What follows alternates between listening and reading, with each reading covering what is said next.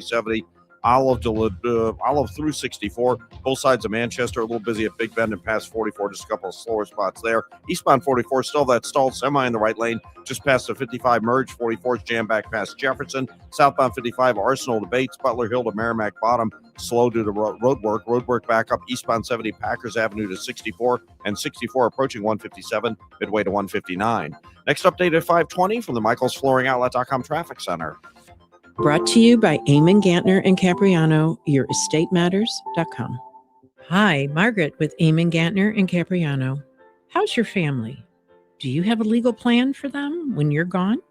Eamon Gantner and Capriano, yourestateMatters.com. The choice of an attorney is an important decision and shouldn't be based solely on advertising. News, traffic, and the latest on the Redbirds. This is the Redbird Rush Hour on KMOX.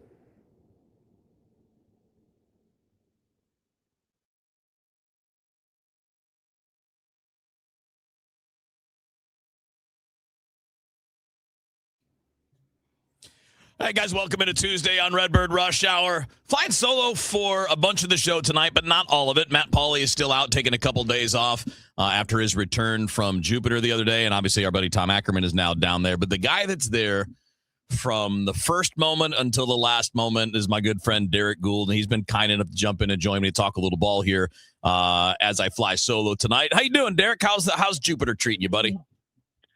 Jupiter's fine. I'm currently in Port St. Lucie, so I have not been able to make my way back to Jupiter yet. Traffic is kind of bad, man. Dude. I-95 is no fun, and that's true basically from Jacksonville all the way down to Miami. Well, I haven't even made it that far yet. Oh, you haven't even gotten to the highway yet. I'm still on delightful Peacock Lane here, so oh well. Oh man, well I appreciate you taking some time out. At least we can kill a little bit of your drive for you while you're on your way back to Jupiter. So let's just start general, because I've asked Matt Pauley this obviously, and Tom, since he's been down there. Haven't had a chance to ask you this, but how is it different this year? I mean, you've done a lot of Cardinal spring trainings, and most of those have been entered into with the idea that, hey, we're trying to win the division. We're trying to make the playoffs. You know, those kinds of focus. We're going to win the World Series this year. How is it this year, even though we kind of had a similar vibe last year, a little bit further along in that change and I don't know, you could say rebuild movement, if you will?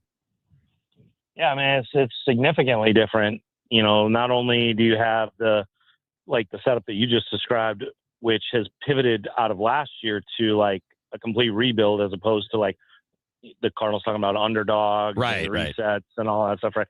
But also you have a new guy in charge, and that's changed the temperament. Plus, you have the metaphor right there, which is a new building, multiple new buildings, new facility, a completely new facility. I mean, like just the vibe of a young team walking into a clubhouse that looks like it's a big league clubhouse is as good, better than what they have at Busch Stadium, versus one, walking into a clubhouse that they expect for a Class A team. Right. That's a different kind of feel. I mean, so right from the beginning to the end, this notion, you don't hear them talking about like, we're underdogs, we're underrated. No, they're like, we're growing, we're trying to get something different. We're trying to remake ourselves. Chaim Bloom's temperament, personality, all of that is different than Mosaics. There's no other way to say it. Yeah. The pressure on them was different too. Mm-hmm. So we have to keep that in mind. Bloom is getting, what's the phrase? A runway. Oh, right. Yeah. Bloom is getting a runway. Yeah. Mosaic never did. Yeah. So, it's a good point. So like that has created, I mean, it's radically different around here. Sure sounds like it. And Matt and Tom had the exact same reaction. And it just seems like that's inevitable when you're in this kind of position. And then that kind of leads to the next area, Derek, where, you mentioned the physical big league clubhouse, but the players that fill that clubhouse, this is a much different thing, where in the past, there have always been veteran players. And by veterans, I mean older guys in their 30s, mid-30s even, that kind of ran the show. And it sure seems like this is one where the clubhouse is going to be sorted out as you go, and it's kind of run by guys that are quite a bit younger, because most of these guys are young. Yeah. I was on 101 earlier today talking about it, just a name drop. But I said I was talking to a veteran, and I realized as I said that, oh, there's only one veteran, so now everybody knows who I was talking to. All right, It's a little that's different. new. So, yeah, it's a very different class. I think all that stuff sorts out. Agreed. There's a lot of question like who's going to lead, who's going to do that. I mean, I'll tell you what, who's going to lead in spring training? Nobody. They're getting ready. They're all setting the tone. Yeah. This notion of like, all right, well, I mean, I think it's interesting to see people who are more vocal, but more vocal doesn't necessarily mean a leader. Right. Ryan Stanek, that aforementioned veteran, I mean, it's been really interesting to watch him connect with young players and organize the talent show and keep guys honest. And, so of course he's doing that, right? Like that, and he likes that and he enjoys that and they respond to him.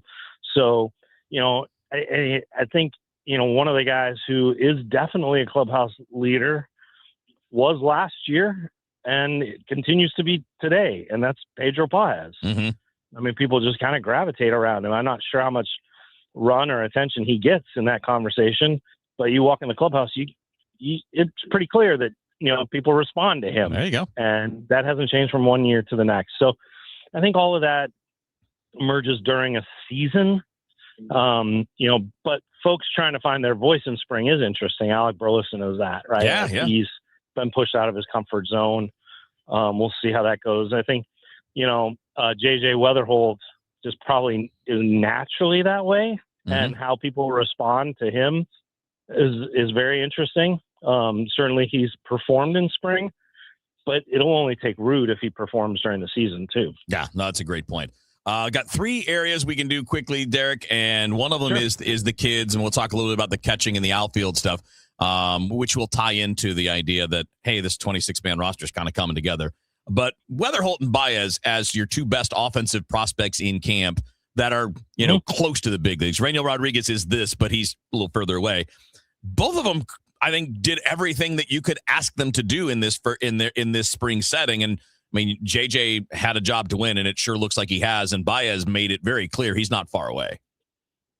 Yeah, I mean, JJ's the opening day starting second baseman. I don't think anybody's made any there's his performance, his play before they even started Grapefruit League play. Mm-hmm. It was clear he was the starter and he was going to make the most of it. And Grapefruit League play has only been affirmation publicly of what they all knew privately about what he brings to the field and his readiness for this. Baez is a little different. Never had an at bat above Double-A. Really only had 80 games there. For the Texas League champions. I think he is a really interesting kind of mid-season candidate if he continues on this. But he's got some adjustments to make. They also learned a little bit from the Jordan Walker approach that they want to put into play here. Joshua Baez has a lot of appealing tools that translate to the big league level, and he's putting it together with some strike zone discipline that he needs, and he can continue to show that in AAA, and then he'll be an outfielder for the Cardinals. And the idea is to have him come up and have him stick. I think this spring he's announced his intentions to be part of this core that they're identifying. And it's also really fascinating how he did it, not just with the home runs, but away from the field. You want to talk about a guy who like connected with teammates, showed great poise, all of those things. That's great. Baez did. And that's in his first spring training with the Major League team. We kind of lose track of that, right? Because he's been around for so long. Right. But he was never invited to Major League camp until he was put on the roster. How odd is that? It's not this normal. Is JJ's second. It's his second as an NRI. Quinn Matthews has been to how many as an NRI? Yeah.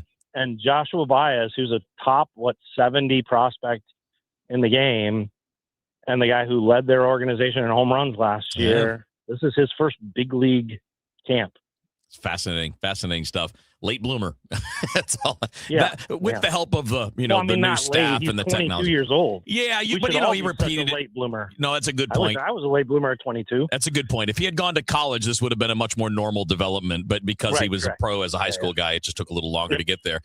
So one of the youngest guys drafted. Yeah, well, good point. Yeah, wasn't he 17 at the time, or just barely 18? Yeah, good point. Yep.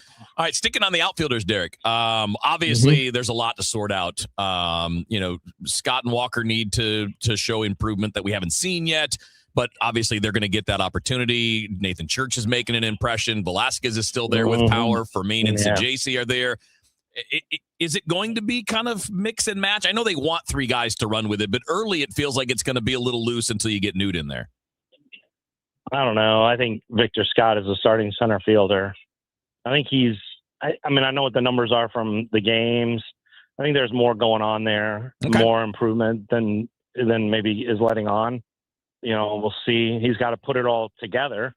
But does that happen down here? Or does that happen when the games go live and he's getting pitched by folks who want to get him out?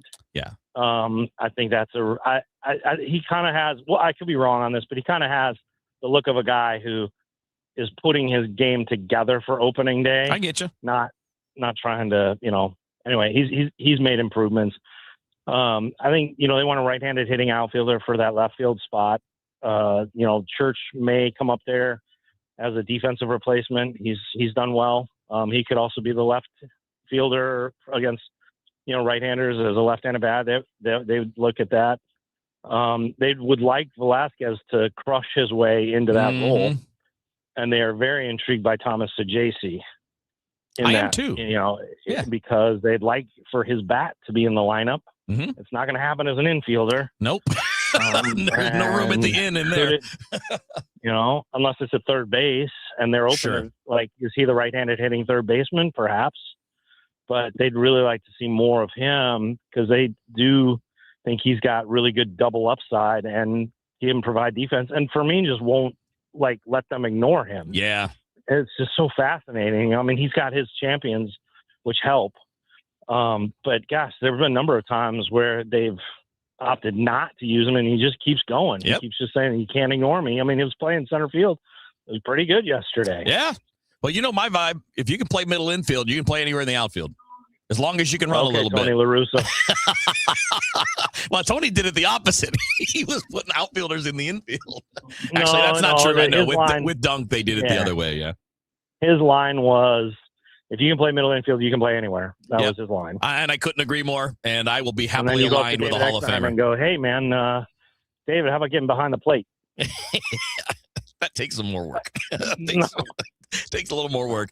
All right. Hey, I don't have a lot of time. I don't want to get into the catching now because we only got a quick kind of 30 seconds. But do you foresee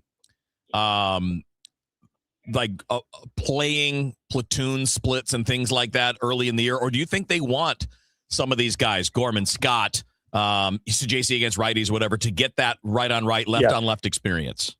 They want that. Okay, and then, that doesn't mean it will always be that case. Right. But, there are going to be some choices. I would expect the lineup, and how they're batting, to reflect the matchup. But you're going to see they're going to want some of these guys against handedness to see what they got. Yeah, good stuff. Buddy, safe travels, safe drive, and I guess the next time I see you is going to be probably on opening day, so have some fun down there, and we will be talking soon, my friend. Look forward to it, unless you want to make the drive to Springfield with me for the exhibition game. I'll have to look at my schedule. That might be all right. I don't know what day of the week it is, though. What day of the week is it? It's a Monday. Oh, I'll be here. No, you're free. Yeah. I'll let you go. Okay, well, I'll ask the boss, and then we'll go from there. Okay, tag along. I'll drive. Hey, great. By the way, just in general, great coverage. You're always the best. I really appreciate not just your time here, but you're just what you do with the newspaper. You're fantastic, my friend.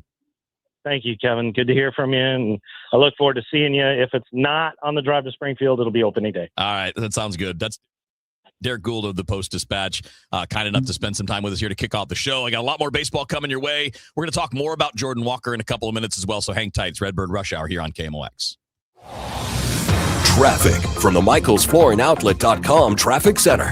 Well, they cleared that incident we had westbound 70 at the Rock Road, so there's just a couple of heavy pockets from the airport out through that stretch, and after that it's pretty much wide open. Even the Forest Hill Wright City area, things have thinned out there as well. So delays on 170 southbound. It's still a jam south of Olive down to 64. North 170 still heavy south of the Rock Road all the way up through Airport Road. So still pretty busy on the 170 runs. Westbound 64 from Kings Highway to Clayton Skinker, Clayton Warson to 270, slow at Topgolf, and 364 out to 70. Southbound 270, Olive to Ladue, and then 64 to Doherty Ferry, 44 to Gravois. That's all slow. Westbound 44 had an incident just before Elm. Looks like they cleared it, but traffic's jammed to about Shrewsbury right now. Southbound 55, Gasconade Bates, south of Butler Hill to Merrimack Bottom, kind of slow.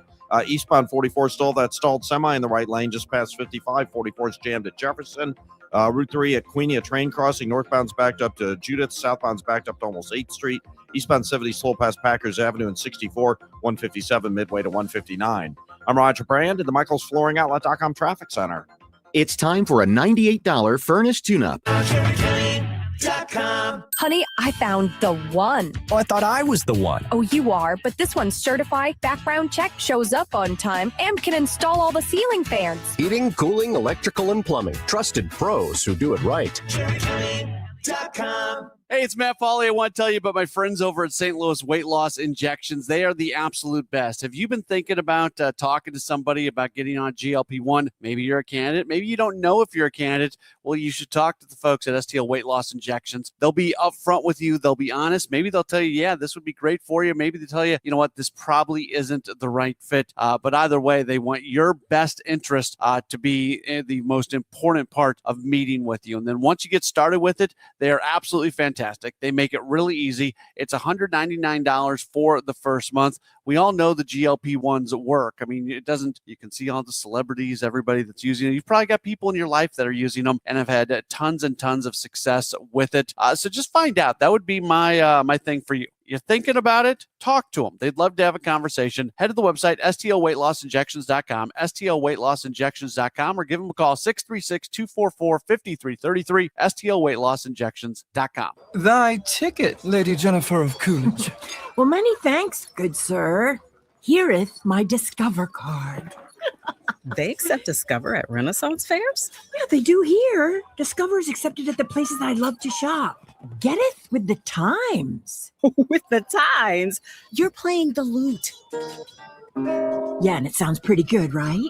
Discover is accepted at 99% of places that take credit cards nationwide. Based on the February 2025 Nielsen report. This is the story of the one.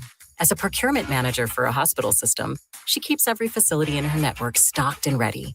That's why she counts on Grainger to be her single source for thousands of products, from disinfectants to lighting, air filters, and more. And with fast, dependable delivery, Grainger helps her keep every facility stocked, safe, and running smoothly. Call 1-800-GRAINGER, click Grainger.com, or just stop by. Grainger, for the ones who get it done. Since we have lawyers in all 50 states, I see and hear lots of lawyer ads. It seems that most are bragging on what they got their clients. But be careful. If you heard that someone sold their car for $500,000, you would be impressed. But if you later learned that it was a rare $10 million Ferrari, would you say that person got screwed? And that's before you even know if it's true. Who is fact-checking? And how much went to medical bills and lawyers' fees? If you want to get an idea what your case may be really worth, visit forthepeople.com and go to settlements and verdicts. You will see what a law firm like ours is capable of. And fact check for yourself. All that glitters is not gold. We became America's largest injury firm for a reason. We won big, a lot. At Morgan & Morgan, we represent consumers. Morgan & Morgan, forthepeople.com. Injured? Dial pound law or visit forthepeople.com for an office near you. Now, back to the Redbird Rush Hour on KMOX.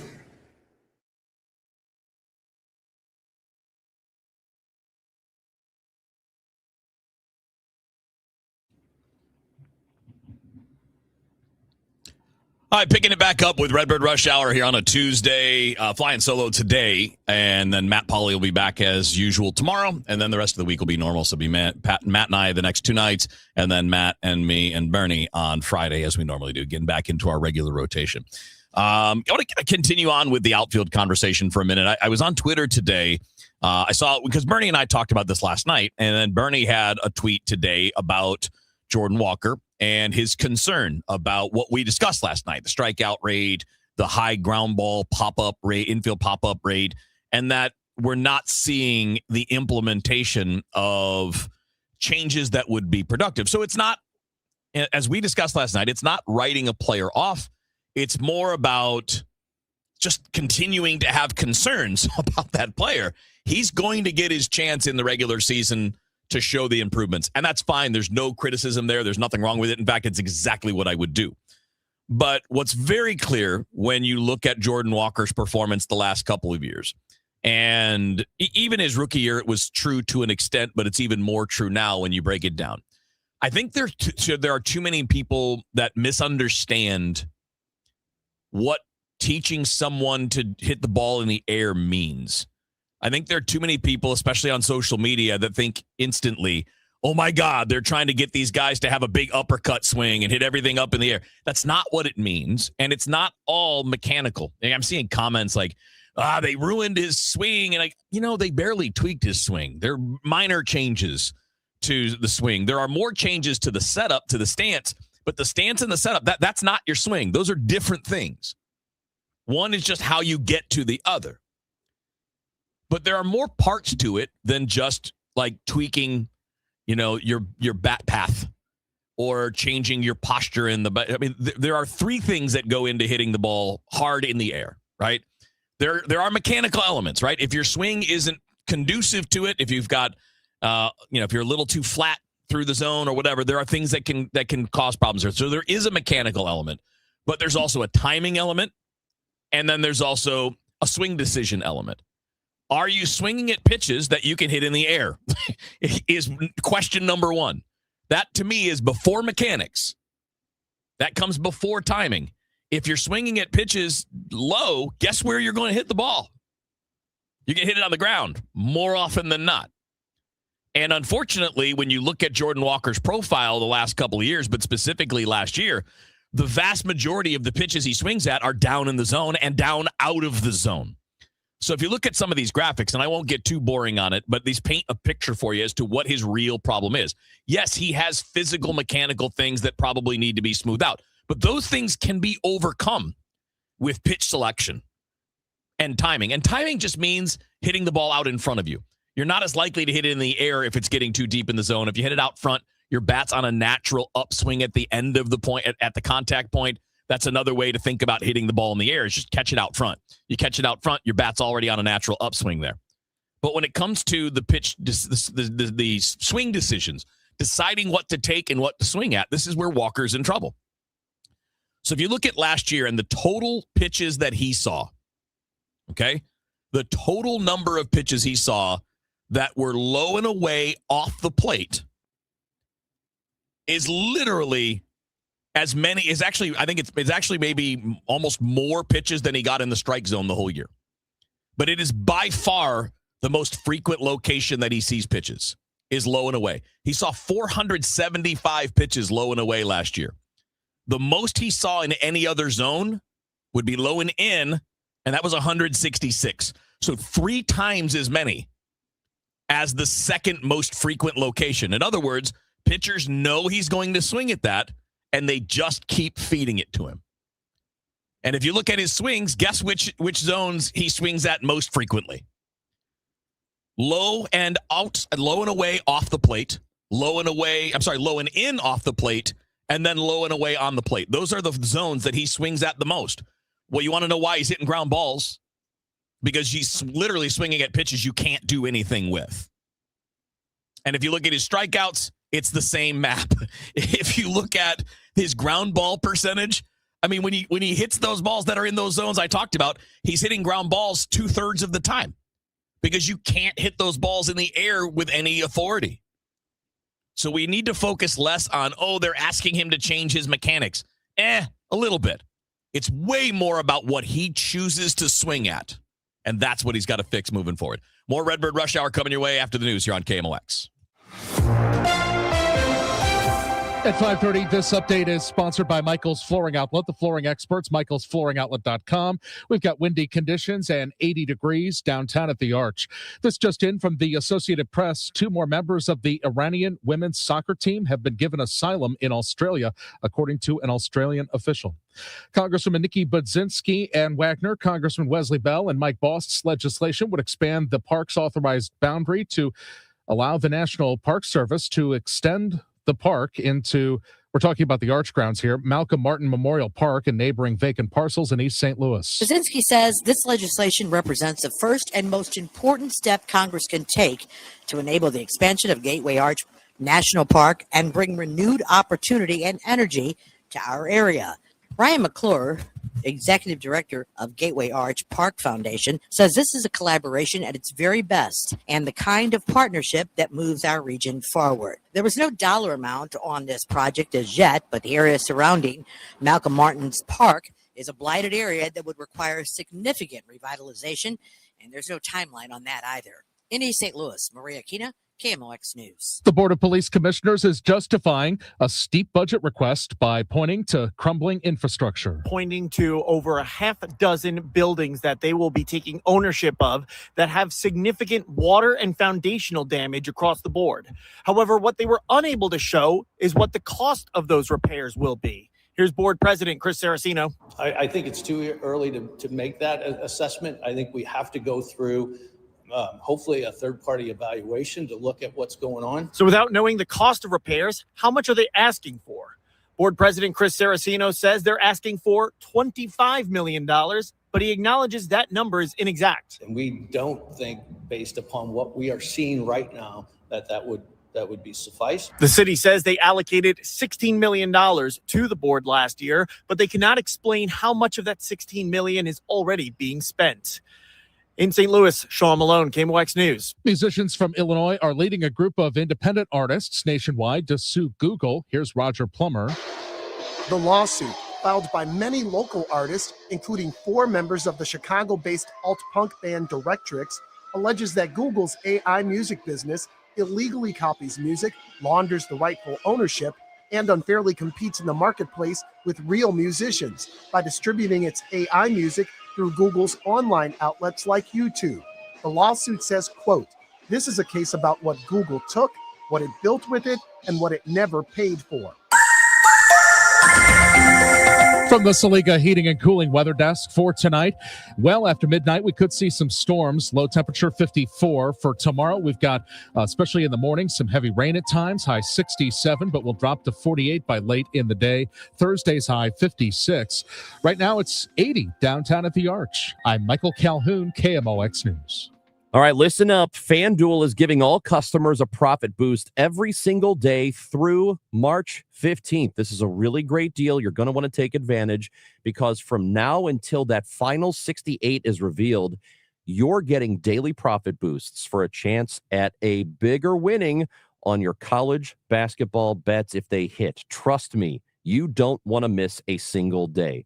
Build a same game parlay for a shot at a bigger payout, or you can try live betting, and you can jump in after tip-off has already happened. Best of all, with FanDuel, you're going to get paid instantly when you win. Go to FanDuel.com/Missouri to get started. FanDuel.com/Missouri. Must be 21 or over and present in Missouri. Opt-in required.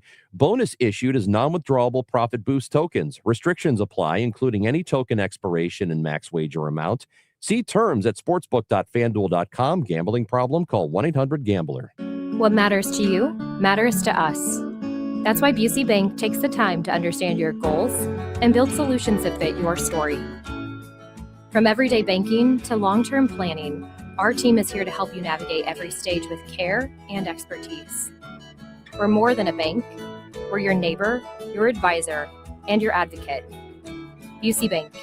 Building business, growing wealth since 1868. Member FDIC. Straight Realty has always been an industry leader when it comes to commissions. So it should come as no surprise that the recent Realtor settlement has only empowered us to continue offering our sellers even better rates. We now list homes for only 2%. Hi, I'm Christina Straight, owner of Straight Realty. Call me 314-441-4444. Why pay more than 2? You can also listen to my podcast on my website, straightrealty.com. Commissions are not regulated and are negotiable. Straight Realty is a licensed broker in the state of Missouri. This is Congressman Bob Onder. Tax season is here, and Missouri families are already seeing the real impact of the Working Families Tax Cut Act. House Republicans are delivering real results for hardworking Missourians. According to the Council of Economic Advisors, the bill is projected to raise wages in Missouri by about $3,000 to $6,000 over the next 4 years. That's more money for groceries, gas, and greater security for your family's future. In Congress, I'm working to protect working families, strengthen our economy, and ensure you are keeping more of your hard-earned money. Paid for by official funds authorized by the House of Representatives. If you owe the IRS, you have a legal issue, and you need the Lance Drury Law Firm. We'll protect your rights. Log on at lancedrurylaw.com. Nothing makes a gathering great like Eggland's Best Eggs. They're just so delicious with better nutrition, too. For us, it's eggs any style, as long as they're the best. Eggland's Best. Better taste, better nutrition, better eggs. Conservative outsider Jeannie Evans for U.S. Senate. Evans is a proven fighter and the only candidate for U.S. Senate with guts and know-how to get the job done. As an attorney, she took on China and corporate criminals. Jeannie Evans won billions for working families. As senator, Evans will fight and win for you. She'll work to cut taxes and lower the cost of living. Evans believes that keeping Illinois safe will take more than just wishful thinking. It takes courage, and Jeannie Evans has the record to prove it. Evans will always be tough on crime. She'll hold China accountable for trafficking fentanyl and stealing our personal data. Jeannie Evans puts America first. A proven fighter. Conservative outsider Jeannie Evans for U.S. Senate. I'm Jeannie Evans, Republican candidate for U.S. Senate, and I approve this message. Paid for by Jeannie for Illinois. Too many tools, too much stress, and way too many bills. Odoo replaces it all. One connected platform for every part of your business, so you can work faster, smarter, and for less. Odoo, the only software you'll ever need. Try it free today at odoo.com. That's ODOO.com. Take a thrilling ride with your St. Louis Symphony Orchestra to the far reaches of space in John Williams and Kevin Putt's A Cosmic Journey. Experience Kevin Putz's otherworldly concerto, Contact, featuring the Grammy Award-winning trio Time for Three. Then soar through the unforgettable music from John Williams's iconic film scores, including E.T. and Star Wars. March 20th and 22nd at Powell Hall at the Jack C. Taylor Music Center. Tickets at slso.org. Create the ultimate raised bed garden with St. Louis Composting. Our premium compost and soil mixes are perfect for filling the raised beds you'll enjoy building, and even better for growing fresh, homegrown veggies. Imagine harvesting your own tomatoes, peppers, and cilantro for fresh salsa the whole family can enjoy. And with delivery right to your door, getting started has never been easier. Visit stlcompost.com to order a convenient delivery from your phone in seconds, or stop by one of our 9 locations in the St. Louis area. St. Louis Composting, growing gardens and making memories. Did you see the forecast? Another huge storm is tracking right for us. I saw. Honestly, I'm not worried. Not worried. Your roof is older than mine. I called Happy Roof. They did a pre-storm inspection, caught a loose flashing that would have caused a major leak. Wow, I really need that peace of mind. Protect your happy place before the rain starts. Booking my free inspection at thehappyroof.com or call 314-897-2310. It's all about the happy ending. Hear me out on this. Let's say, for the sake of argument, you do have a wife or a significant other. Yeah. They're just a huge problem in your life. And then you win a giant jackpot. Mm-hmm. Don't you feel like this is your opportunity to just leave town? You're not going to file papers because now you're going to be legally bound to this lady. That's what you get the lawyer for. You're not even married and you're fantasizing about leaving your wife. The Chris and Amy Show, weekdays starting at 9 on 104.1 FM, KMOX. Traffic from the MichaelsFlooringOutlet.com Traffic Center. Well, we still got our trouble on Highway 44 with this crash, westbound 44. It looks like they're moving it to the shoulder. The left lane's still blocked there right now. Westbound 44 near the Edgar Road overpass before you get to Elm. Traffic's jammed back to Jameson. Our USPS Ground Advantage reliable routes, well, you've got several of them. Southbound 55, believe it or not, is wide open from downtown all the way to 270. That's a good one. Alternate routes on the secondaries. You can take Watson or Manchester, Gravois. They all look pretty good. No real jams like you have on 44. 64, it's busy. If you want to go that way, but it's pretty slow. Science Center out to McCausland, both directions of 64 between 270 and 170 are pretty busy. South 170 bogs down south of Delmar. North 170 Natural Bridge to Airport Road's heavy. Westbound 70 from the airport out to the Rock Road still slow from an earlier incident. Westbound 64 out in St. Charles County, 364 to 70 slow. South 270, not bad. 64 down through to about Doherty Ferry, a couple of slow spots. Eastbound 44, still the stalled semi in the right lane, just past 55. 44 is jammed at Jefferson. 70 still backed up at Packers Avenue, and 64 is still slow east of 157. I'm Roger Brand in the Michaels Flooring Outlet.com Traffic Center. Now, back to the Redbird Rush Hour on KMOX.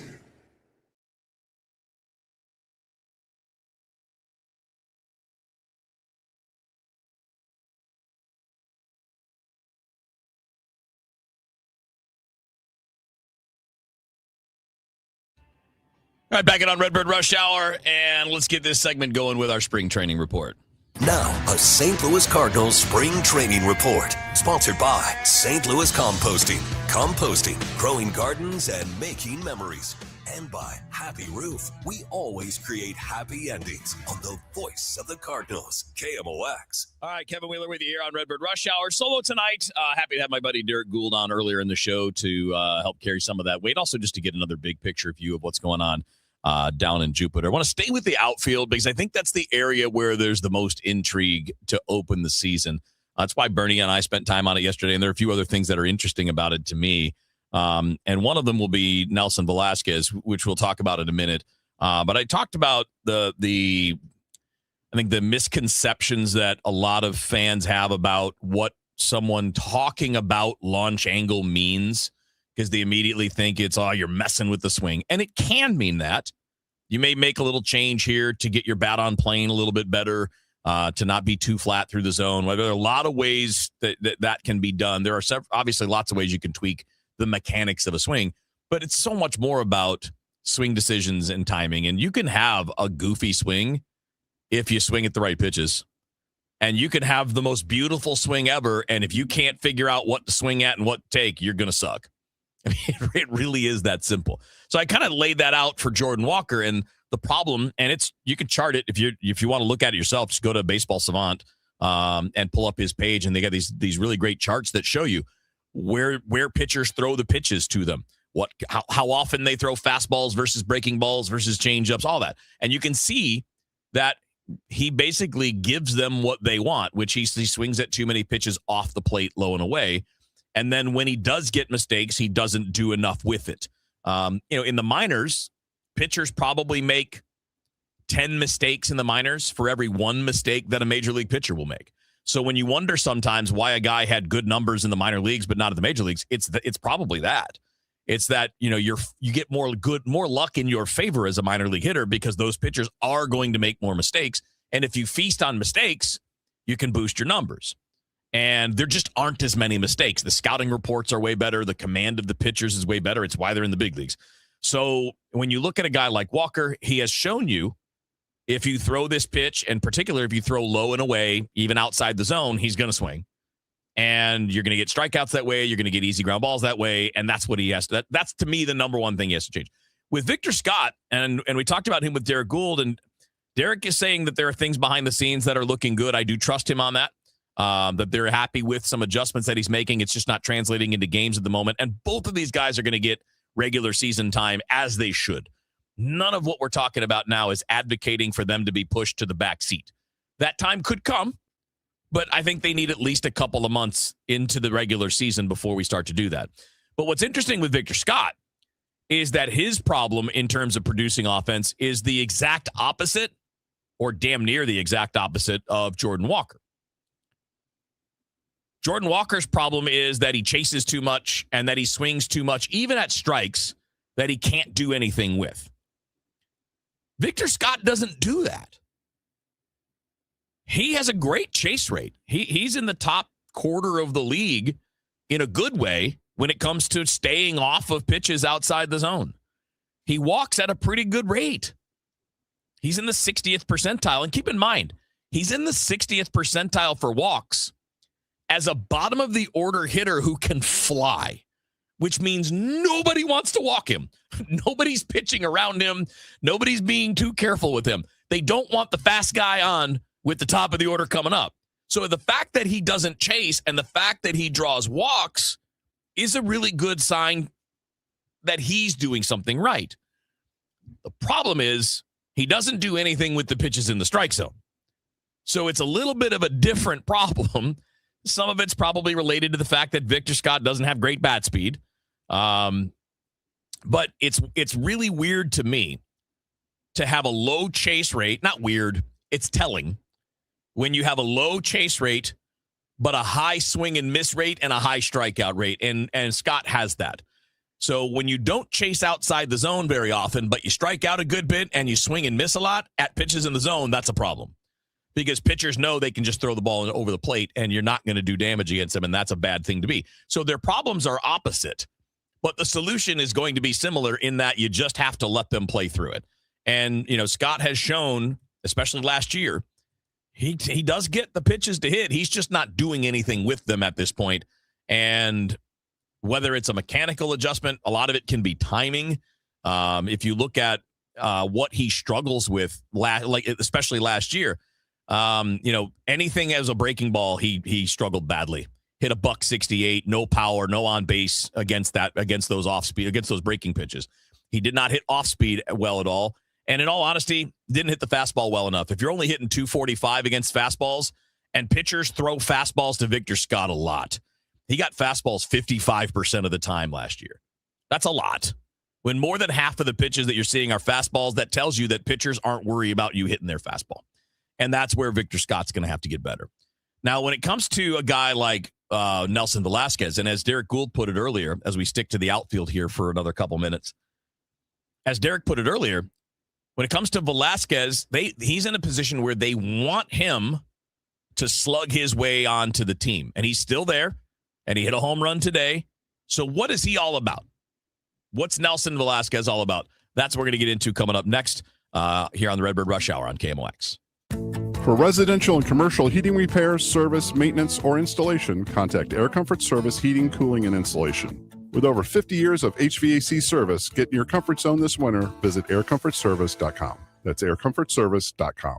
Guys, if you want the most money and the least amount of stress, which sounds like the most amazing combination to me, right? The most money and the least stress when it comes to selling your home, then I have your answer for you. Call Gloria Lou with your home sold guaranteed realty.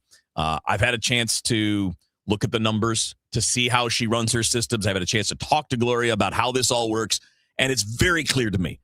This isn't your average realtor. Gloria sells the homes faster and for more money than the average agent because of a lot of reasons, but primarily because she has these systems in place that work. She's got a database of thousands of buyers in waiting.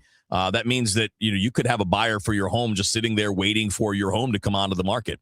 And she's done this for 23 years here in St. Louis, helping thousands of families over that time, selling a home just about every other day, where some agents are selling them 4 or 5 homes a year. And you got upfront guarantees that you're just not going to beat anywhere else. So you got the expertise, the great system, and the upfront guarantees. So Gloria will sell your home at a price and a time frame that's acceptable to you, or she'll buy it herself. Another option for you, Gloria will sell your home at 100% of the market value, or she'll pay you the difference. Either way, you are getting the best of all worlds when you work with Gloria Lou. So it's a very simple process. Call this number, 314-325-6888. That's 314-325-6888. You can also visit GloriaHasTheBuyers.com. That's GloriaHasTheBuyers.com to get your jump start now. We're getting into the spring. Don't wait to list. Call Gloria now, 314-325-6888. And as always, seller and Gloria must agree on price and possession date. Attention St. Louis sports enthusiasts. On March 24th, the Blues and Cardinals join forces for a night of STL sports fandom. It's Cardinals night. Immerse yourself in the ultimate celebration of our city's passion for sports when the Blues take on the Washington Capitals and Enterprise Center. Theme night buyers will take home an exclusive Blues and Cardinals co-branded quarter set, perfect for showing your support for both teams. Get your tickets now at stlouisblues.com/promotions. Traffic from the michaelsflooringoutlet.com traffic center. Well, if you're heading home on westbound Highway 64, you've still got a little slow traffic right around Hampton through Clayton Skinker, and it's slow again from Lindbergh to 270, and just a little busy west of the Boulevard out to Prospect. That's not that bad. Eastbound 64 is slow from Lindbergh, jammed briefly at the Innerbelt. The Innerbelt delays right around the Parkway. North 170 is just a little slow right through the Rock Road and at Airport Road. Westbound 70 is still a little back up at the Rock Road. That was where that earlier incident was. That tractor trailer is still on the shoulder at the exit. 44 is improving because they cleared that crash completely out of the way. Still a couple vehicles on the shoulder before Elm. There's a jam there west of Jameson to about Shrewsbury, and then that slowdown through Elm after that. South 270, big bend down to 44 is heavy. After that, it's clear. Southbound 55 looks great. Eastbound 44, still a backup east of Jefferson. Onto 55 because of that stalled semi, and eastbound 64 is still slow. 157 midway to 159. Next update at 5:59 from the overhead michaelsflooringoutlet.com traffic center. Now, back to the Redbird Rush Hour on KMOX.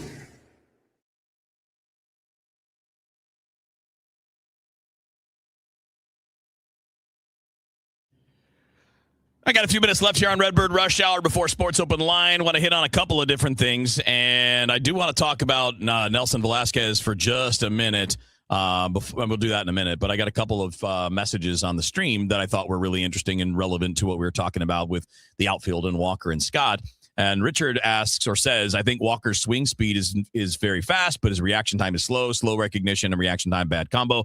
You're not far off, man. If you go look it up, I mean, his bat speed is elite, like top of the sport elite. But his swing length, so the length of his swing is bad. It's literally a second longer than the major league average. Now, a lot of power hitters have long swings. His swing, how about this? You guys want an interesting comp? His swing is actually shorter than Aaron Judge's. So how do you have a guy with a shorter swing and similar bat speed, because Walker and Judge have same elite level bat speed? How does one guy stink and the other guy's amazing? Well, because one guy kills strikes and he doesn't chase as much, right? I mean, you look at Judge, he does not chase. He's in the 84th percentile when it comes to staying off of pitches that are outside the zone. And Jordan Walker is in the 15th percentile. That's the difference. Not between Judge and Walker, but between a superstar and a guy struggling. Because physically, Walker and Judge are similar. Similar height, similar weight, same bat speed, same length of swing.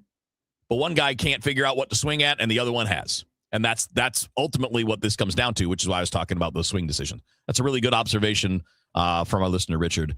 And when we think about guys like that, you just have to understand that sometimes it takes a while. You know, Aaron, I keep saying this, but when Aaron Judge was the age that Jordan Walker is now, he wasn't even in the big leagues. And I think what we saw was a clear case of Walker being rushed, not being ready, and he's been treading water to try to catch up, right? And it's hard. Where Judge had that extra time in the minor leagues to make sure he was, that he was ready to do it. So that's why I don't bail on Walker, but the concerns are real. I mean, they just are, and there's no question about that. As for Velasquez, who our guest Derek Gould mentioned earlier, is a guy that the team is hoping will take that step forward, right? Will power his way onto the team. He's a big right-hander who has always put up power numbers in the minor leagues. But even if you look at his major league numbers, man, in his career, Nelson Velasquez has the equivalent of basically one season's worth of at-bats in the big leagues. So he's got 552 big league at-bats, 615 plate appearances. That's basically a full season playing every day. He's got 31 home runs and 87 runs driven in during that time with 21 doubles. So, and by the way, his overall numbers, league average. Now, he's going to strike out a lot. That's the biggest hole in his game, is he strikes out a lot. Not a great defender, but he does have a strong arm. And I do think Velasquez has a real chance to impact this team. And I don't mean like be an impact player, but just to be a factor. He's 27 years old. He's got the physical abilities that you want. He's got really good bat speed. It's well above average. And he does, at least in the majors, he hasn't shown too much of a propensity to chase outside the zone, although he does have a lot of swing and miss, man. There's a lot of swing and miss. So I do think he's an interesting guy if he can make this team or if he can show up later, because there aren't many guys on this team that are going to hit the ball over the fence. And he can do that. Now, I think they're going to want to get more of a look at Sajaci at least for a while, and I get that. I mean, he's a young player who has, shown power in the minor leagues, and maybe if he gets regular time can show more in the big leagues. They like Fermin, and he's just such a good, versatile player. You could see him being useful in a lot of ways. But if they're going to add some power in this season before Joshua Baez is ready, and I do think we'll see him this year, barring injury. I think we'll see him later in the year. Nelson Velasquez could be a guy that adds a little bit of that too. Again, high-end bat speed, big minor league production, and in the equivalent of one season's worth of major league at-bats, has 31 homers. So that power is there. All right, guys, we'll talk to you again tomorrow night on Redbird Rush Hour. You got Sports Open Line coming up after the 6 o'clock news here on KMOX.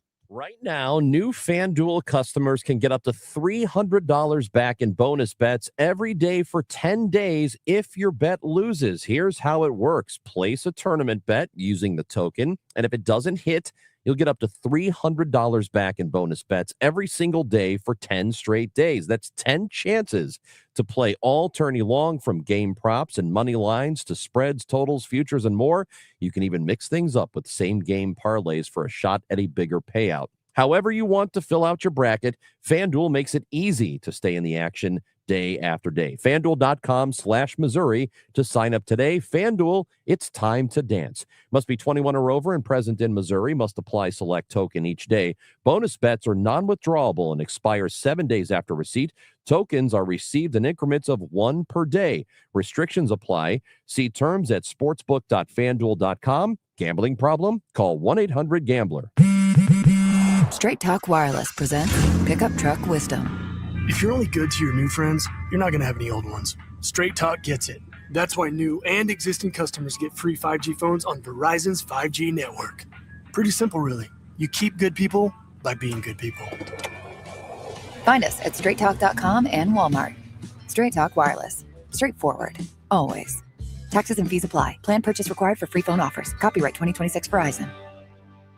My name is Whitney Allen, and I'm a widow. My husband, Ryan, died. We never thought we'd ever have to use life insurance, but the unexpected happened. With Ethos, signing up was fast and 100% online. You can get a quote in seconds, apply in minutes, and get same-day coverage. No medical exams, and you can get up to $3 million worth of coverage. I'm grateful we were prepared. Get your free quote at ethos.com/radio. That's ethos.com/radio. Paid spokesperson. Time spent on application may vary. Online health questions required. For the last 33 years, you've discovered that at Banner Construction, we pride ourselves on quality craftsmanship. We believe the single most important decision homeowners must make when considering an exterior restoration project is, who do you hire?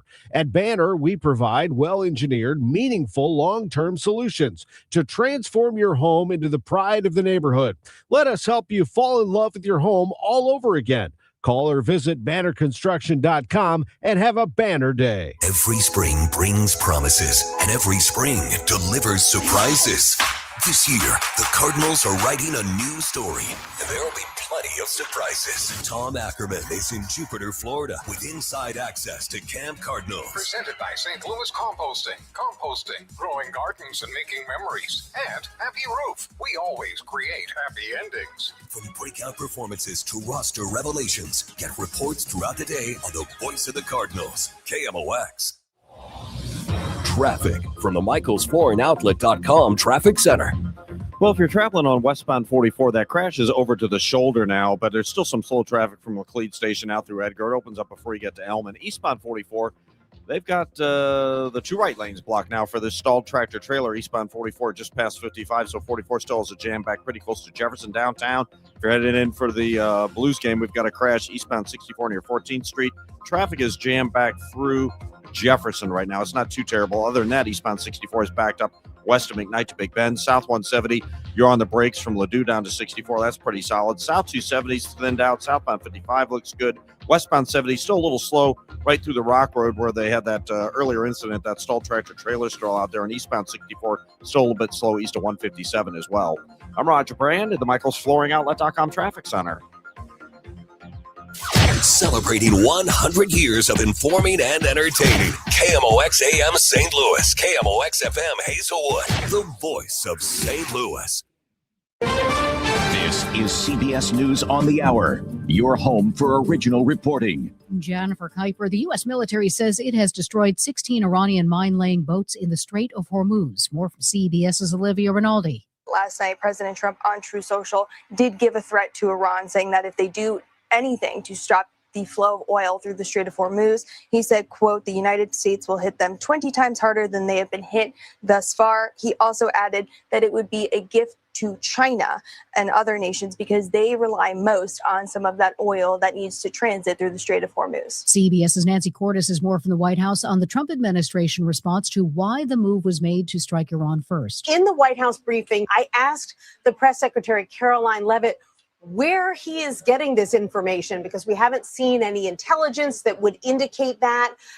It's just not something that had been part of the conversation. She said President Trump came to that conclusion, that feeling, based on facts, based on information that he was getting from his negotiators. A U.S. official briefed on from the Pentagon estimates confirms to CBS News that the cost of munitions used during the first 2 days of the war in Iran was $5.6 billion. The estimate was shared with Congress this week.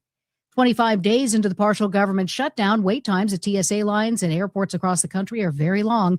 Congress failed to pass the funding bill for Department of Homeland Security back in February because Democrats are demanding changes with how ICE agents operate. House Speaker Mike Johnson says this is impacting multiple agencies. They're playing games with people's lives.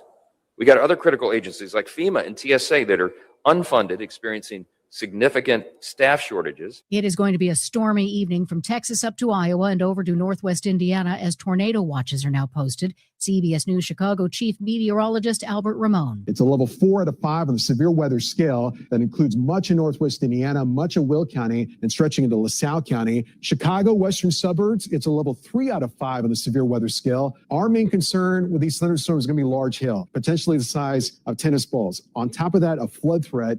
A 1,300-pound satellite is expected to re-enter the Earth's atmosphere in the next day or so. Some parts of the satellite could survive re-entry. CBS's Bill Harwood explains. NASA's Van Allen probe weighs about 1,300 pounds, and while most of it will burn up during atmospheric entry, a few components likely will survive to hit the ground. But 75% of the planet is covered by water, and NASA says the odds of someone actually getting hit by a piece of debris are about 1 in 4,200. Stocks closed mixed on Wall Street, and oil closed up around 5 points. This is CBS News.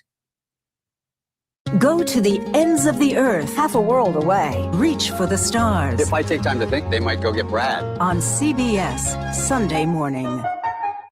We all hear the radio ads about the IRS. They tell you to be afraid, to be scared, and they try to frighten you into calling. I'm not here to do that. Tax Relief Advocates is different. TRA is here to tell you that if you owe money to the IRS, whether it's $5,000, $50,000, or $500,000, we have a solution. It doesn't matter if you're sitting in your car, at work, or with your kids. No matter where you are, call now. 800-507-9701. Don't lose hope. TRA can eliminate or reduce what you owe to the IRS. Generous programs are now available that can give you a fresh start. Our passion is taxes and helping individuals fix their IRS problems. We have over 1,000 5-star reviews on Google and an A+ with the Better Business Bureau. You don't need to be afraid of the IRS any longer. End your tax nightmare today by visiting us online at TRA.com or call 800-507-9701. That's 800-507-9701.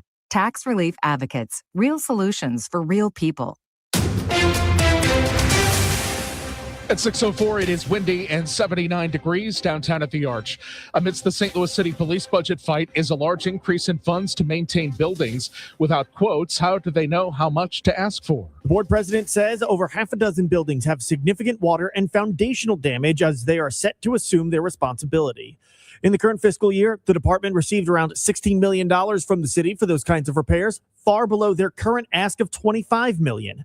After acknowledging they have not received repair quotes, I asked board president Chris Saraceno to explain how they reached this number. How did you arrive at that $25 million, and why not just use last year's number as a placeholder, especially when you don't know the estimated cost of all these repairs? So we those were the buildings that were currently needed the funding, and then those as well as that will need funding that will come over to us as well. It's an additional more of the buildings that will come over to us that we will inherit, and not knowing the infrastructure of those buildings. Saraceno could not say how much they've spent this year. Sean Malone, KMOX News. Granite City is taking up the topic of data center zoning and regulations at this hour at the Mill Events Center. Are there plans for one to come to the city? Mayor Mike Parkinson. We're a city that has been notified that a data center is looking at Granite City. We have no offer, but we're getting out in front of it. Parkinson says he believes they need to take a good look at data centers with the uncertain future of the steel mill. We're a city that was faced with the closing of a steel mill just a few days ago, right, in relative terms. And, we don't know what the future is going to bring with that. There is bipartisan support from the Missouri and Illinois congressional delegations to expand Gateway Arch National Park into East St. Louis. This has been talked about for years, but Congresswoman Nikki Baczynski, one of the bill's sponsors, says fighting for economic development opportunities across the Metro East has been one of her top priorities. And she adds that includes doing whatever she can to keep the doors open at Granite City Steel and reinvesting in the East St. Louis waterfront. Congressman Wesley Bell says expanding the boundaries of Gateway National Park is an important step toward promoting growth. The bill's two other sponsors, Congressman Mike Bost and Congresswoman Ann Wagner, did not attend the announcement in Malcolm Martin's Memorial Park in East St. Louis. From East St. Louis, Maria Aquina, KMOX News. 314 Day is officially on Saturday, but the celebrating kicked off yesterday and runs all week. It's been great to see how the entire region has really come to support 314 Day and get that spirit of pride and unity that we're trying to build across the region for all of the great things that we have here in St. Louis. Tony Weish with Greater St. Louis Inc. says there are trivia nights, 314 Day parties, concerts, not to mention dozens of businesses across the region offering 314 specials and discounts. And here's Roger in the traffic center. Oh, Michael, this traffic report's a service of the Sandberg Phoenix Law Firm. Good news downtown. Just within the last 3 minutes, they cleared that stalled semi eastbound 44 at 55. Looks like the lanes are open, at least from my vantage point, but we still have a jam back to Lafayette on eastbound 44. If you're traveling on eastbound 64, got a little trouble. First of all, it's slow McKnight to Big Bend. There's a little heavy pocket right through McCausland, but a jam downtown approaching Grand up through to about 14th Street, just west of 14th Street. We have a crash blocking at least one lane, so it's a pretty solid jam there. South 170, because of the heavy traffic in the Richmond Heights area, South 170 is pretty solid at Ladue to 64. Westbound 70, a little backed up between Cypress and Lindbergh. We've had another incident there. Other than that, the rest of these area interstates are back on their track for you. I'm Roger Brand in the MichaelsFlooringOutlet.com Traffic Center. We continue to watch a very slow-moving cool front moving our way. We're cloudy and breezy. The evening is going to be dry the way it's shaping up right now. Nothing much trying to fire up, but rain and thunderstorms will be spreading our way from west to east, mainly after midnight tonight. 54 for the low. On Wednesday, rain and storms, some very heavy rain at times Wednesday morning. And that will be about until midday, and then the rain should start to shut off. It's windy, and temperatures will be dropping. 67 for the high on Wednesday. That's about midday. 48 by the time the sun goes down Wednesday evening. Wednesday night, clouds control. It's windy and chilly. 33. I guess we could call that cold. On Thursday, sunny and chilly. 56 degrees. Friday, the 13th, partly sunny and 63. Major shot of cold air coming in here Sunday night. From the Saliga Heating and Cooling Weather Center, I'm meteorologist Dave Murray on 104.1 FM, KMOX. It is 79 downtown at the Arch. I'm Michael Calhoun, KMOX News. Come on, let's get going now. From KMOX Sports. We're primed and ready. All day, baby. Let's go. This is the Gray Bar Sports Open Live. Gray Bar, your distributor for electrical and datacom needs. On 104.1 FM, KMOX. I love that open. Jen Siess here filling in for Matt Pauley on a Gray Bar Sports Open Line. Don't worry, Matt's not gone. He's just taking a little break. You know, you go down to Florida, you spend all that time. Daniel Hinkamp is my producer in the sun, and then you got to come back to St. Louis and take some time off. Really? I need some time off from here in St. Louis because it feels like we're in Florida. It's like 100 degrees here today, Daniel. Oh, it's so warm and it's super humid too. The humidity is what's getting us. Oh my gosh. Yeah, we can talk about that. We haven't even thought about turning on air conditioning here, but no, Matt Pauley's taking some well-deserved rest off as he'll be back at it tomorrow with all the regular guys. Down there right now, though, we're going to go ahead and just get straight into it with Cardinal baseball. Came off of Redbird Rush Hour. As if that's not enough, Cardinals, we're going to do more now because Tom Ackerman is down in Florida right now. I mean, maybe even more.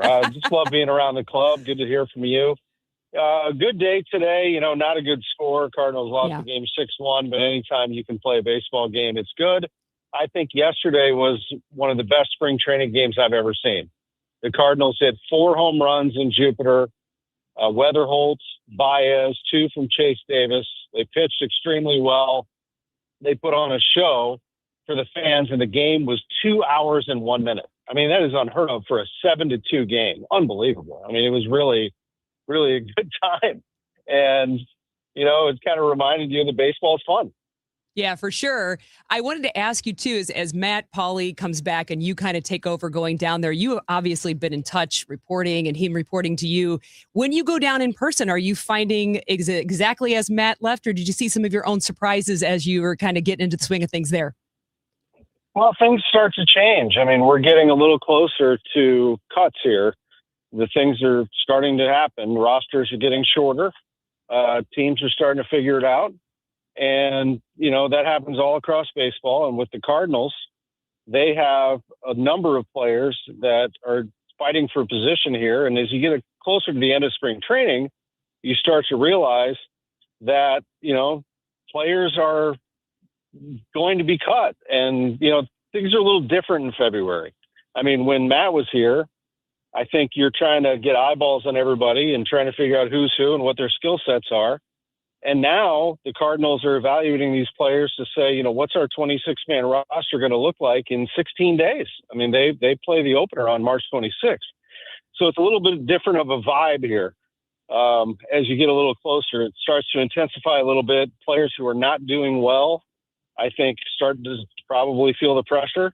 I think those who are doing well, and most of those are the starting pitchers, are feeling pretty good about themselves right now. And the Cardinals are getting, again, a little bit closer to the real thing. And you'll start to see fewer minor leaguers playing in these games and more big leaguers getting many more bats and pitchers going deeper into games. It's a lot of fun. Yeah, I was listening to the Gas House Gang earlier today, and of course, Kevin Wheeler and Redbird Rush Hour. And of course, the name Jordan Walker comes up when it comes to changing a little bit of his batting. Bernie Miklasz, I thought, made a fair statement that, hey, when we're talking about stats and it comes to spring training, we already just take into account the fact that we know that it's spring training. We're not comparing that to the rest of the year in baseball and what that might look like. But yeah, tweaking things and changing, even the slightest adjustments to how you swing or a pitcher when they're delivering a pitch can really take some time. Do you foresee Jordan Walker being able to kind of get things together and be ready for the season? Or is it as concerning as some fans seem to think it is?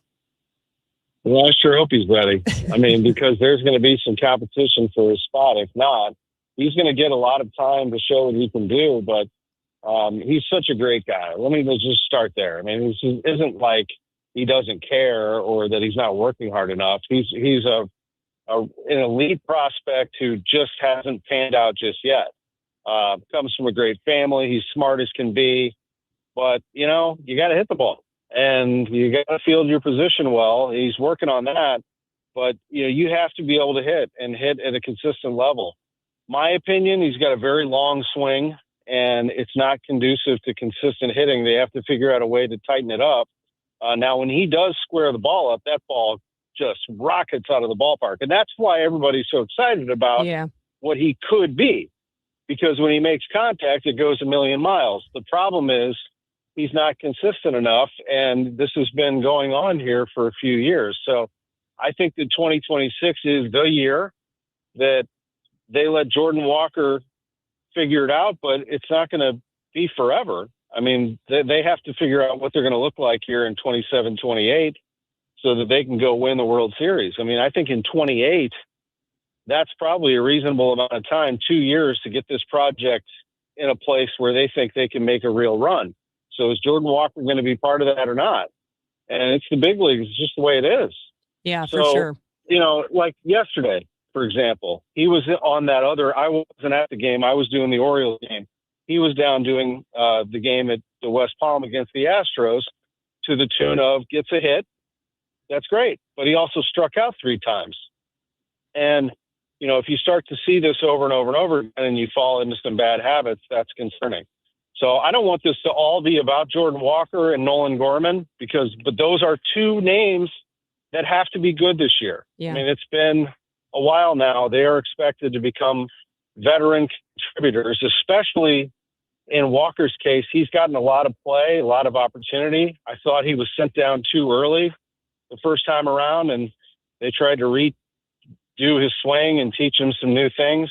Gorman, if we're being honest, hasn't had enough time, I don't think, enough at-bats per season. It seems like he's blocked every single time. Well, guess what? Nolan Arenado's out. Third base is open. It's time for Nolan Gorman to take it and run with it. I'm glad you said that about Nolan Arenado leaving kind of that big hole at third base and leadership. And also just thinking about the Cardinal roster being quite young, a lot of young players around. I remember filling in for either you or Matt over the holidays and last year and talking about how that was going to be. And when you are kind of redoing your team and it's younger, there's a lot of great excitement and skills that can be brought in. But at the same time, you can't ever discount the leadership from veterans. What are you kind of seeing down there in terms of the locker room, people stepping up, pretty young people, pretty pumped people looking to show themselves? I'm hearing some good things about some players. How is that shaping up, and what kind of identity do you think the Cardinals are going to have this season? I think the identity of the team is that they are young, in transition, and they want to be athletic. They want to have some speed, some excitement. They need to figure out what their power is, where that's going to come from. But, this is a team that is going to, this is what they should be, actually, and how they should identify themselves is that they're not going to ever give in on a game. Tony La Russa said it a long time ago. In this game, at this level, you either do or you don't. We can sit here and talk about this guy's a nice person, or this is exciting to see a lot of people. And I think, to answer your question about veteran leadership, most of these guys are the same age right now.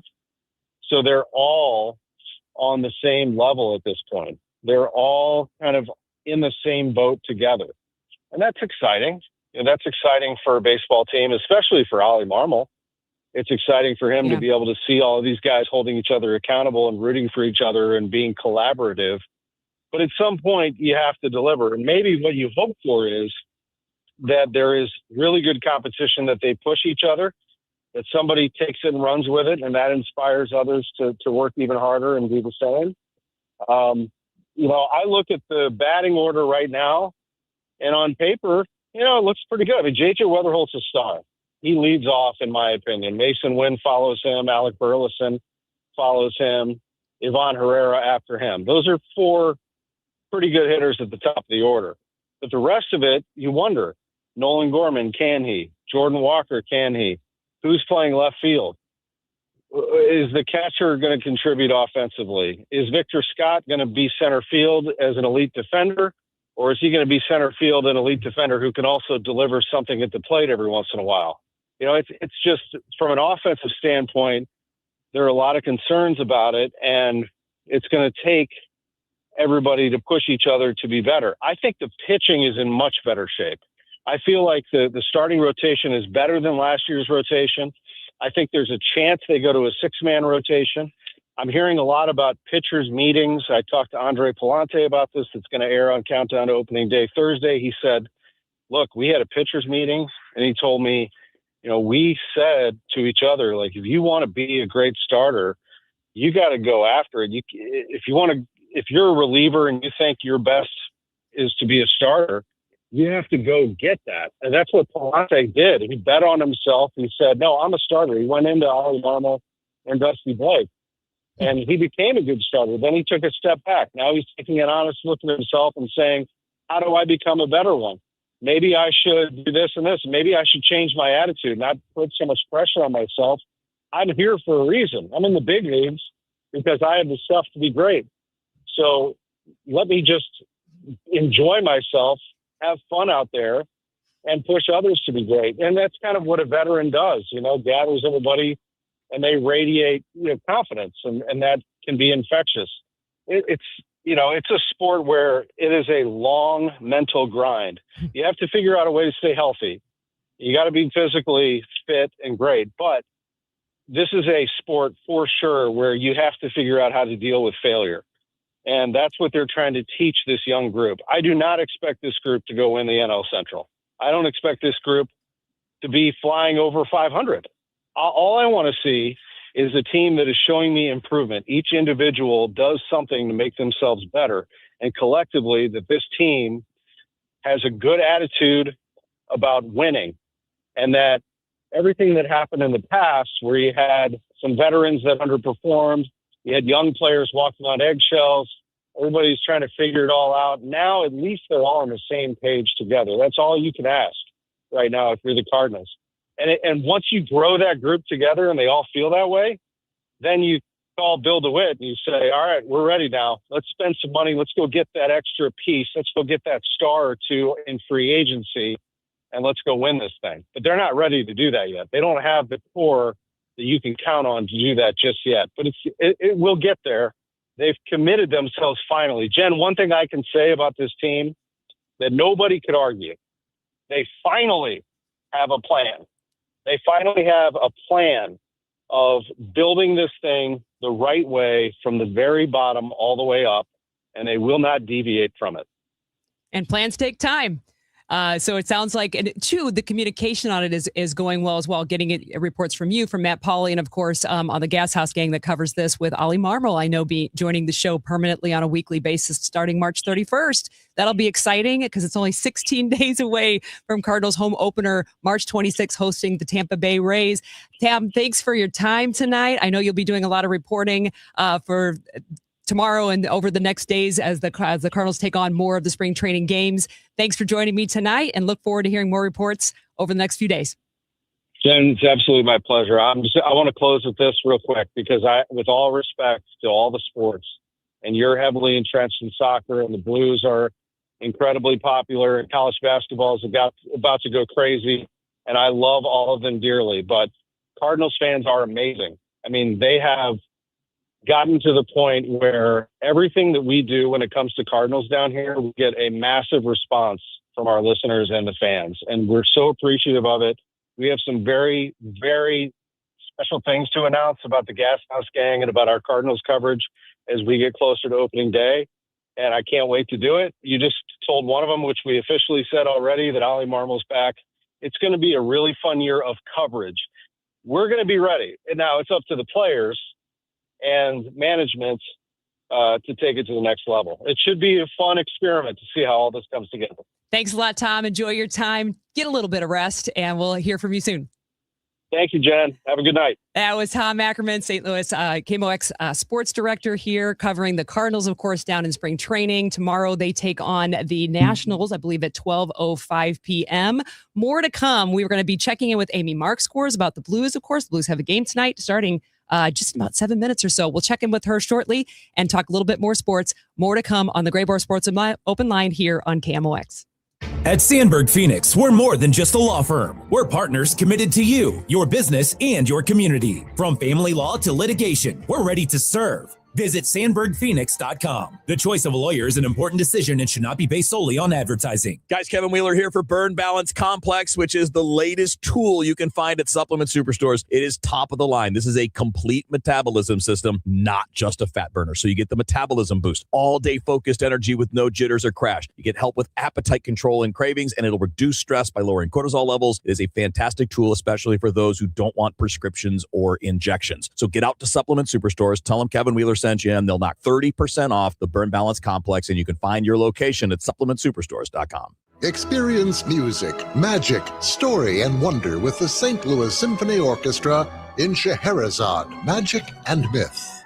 Feel bold energy and haunting beauty as violinist Leila Josefowitz performs Alban Berg's deeply moving Violin Concerto.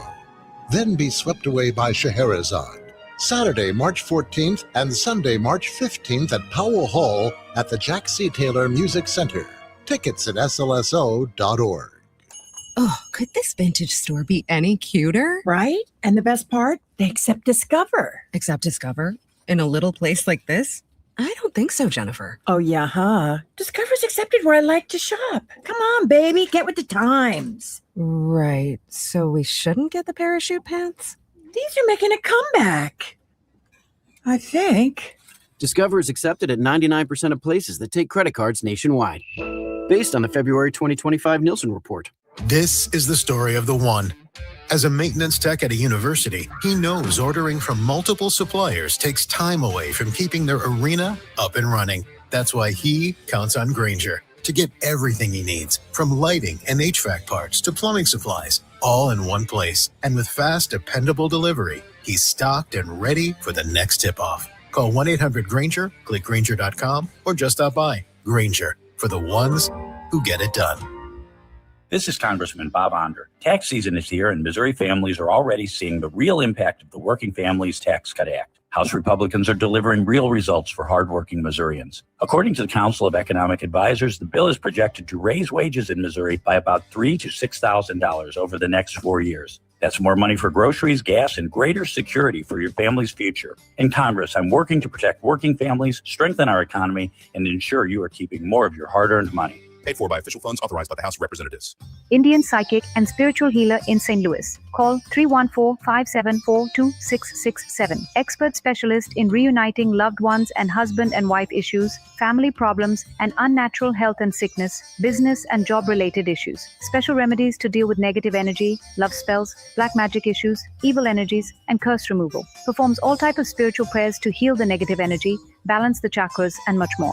Contact Master Raj at 314-574-2667. Unlock a brighter outdoor space in 2026 with Chesterfield Valley Nursery. Let us be your trusted partner for all your landscaping, lawn, and gardening needs, empowering you to create a haven that brings joy and serenity to your life. From landscape design to property maintenance to our garden center, we're here for you. Houseplants, tree shrubs, organic soil mixes, gardening and plant classes, and more. Chesterfield Valley Nursery's Garden Center has what you need no matter what the season. Visit us weekdays from 9 a.m. to 4 p.m. Saturday hours start in March. Follow us on Facebook or Instagram for all class and sale updates. I'm Debbie Monterey, and I see more clearly thanks to the doctors at Ophthalmology Associates. Make your appointment today at 314-966-5000 or online at youridoc.com. If you owe the IRS, you have a legal issue, and you need the Lance Drury Law Firm. We'll protect your rights. Log on at lancedrurylaw.com.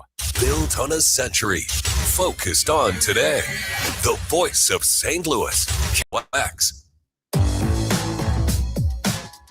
We're back on a Gray Bar Sports Open Line. I'm Jen Siess filling in for Matt Pauley. He'll be back tomorrow. No worries there. We just had Tom Ackerman on, filling us in on spring training for the Cardinals. A lot of good thoughts there. And after we're going to do this, take a break, and we'll talk to Amy Markscores about the Blues because the puck is set to drop at 6:30, although for like most games, that's not actually the real start time. It's usually like 10 or minutes more later, but that's kind of it in the Blues. We'll talk about that with Amy.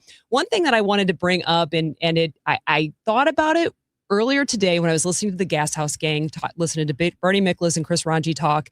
And then Ackerman just ended his segment talking a little bit about how it's going to be such an exciting year of coverage for the St. Louis Cardinals. And I agree. And I think it's going to be that not only because of what KMOX does and all the sports stations in St. Louis do to cover. And it's not just because of the way the team plays, but it's because the availability that sports leadership makes to the media, which then gets to the fans. And when I say that because that Ollie Marmol, we know, is going to join the Gas House Gang again weekly starting on March 31st. And, he's there. He's got a slot. He goes on. He takes easy questions. He takes hard questions. He's a big boy. He can handle it. And he makes himself available to make sure that the fans understand his thinking process, his thought process. I know that Josh Schertz is really good at that. When he was with the Cardinals, John Mozeliak made time all the time. Chaim Bloom makes himself available. And I'd like to see that also more from some of the other sports in town. I cover St. Louis City SC. Sometimes it can be a little challenging to get coaching or get sports leadership on a regular basis there. They've got a lot kind of in flux. And I really want to see more of that from City in terms of making those thoughts available, and not just in press conferences.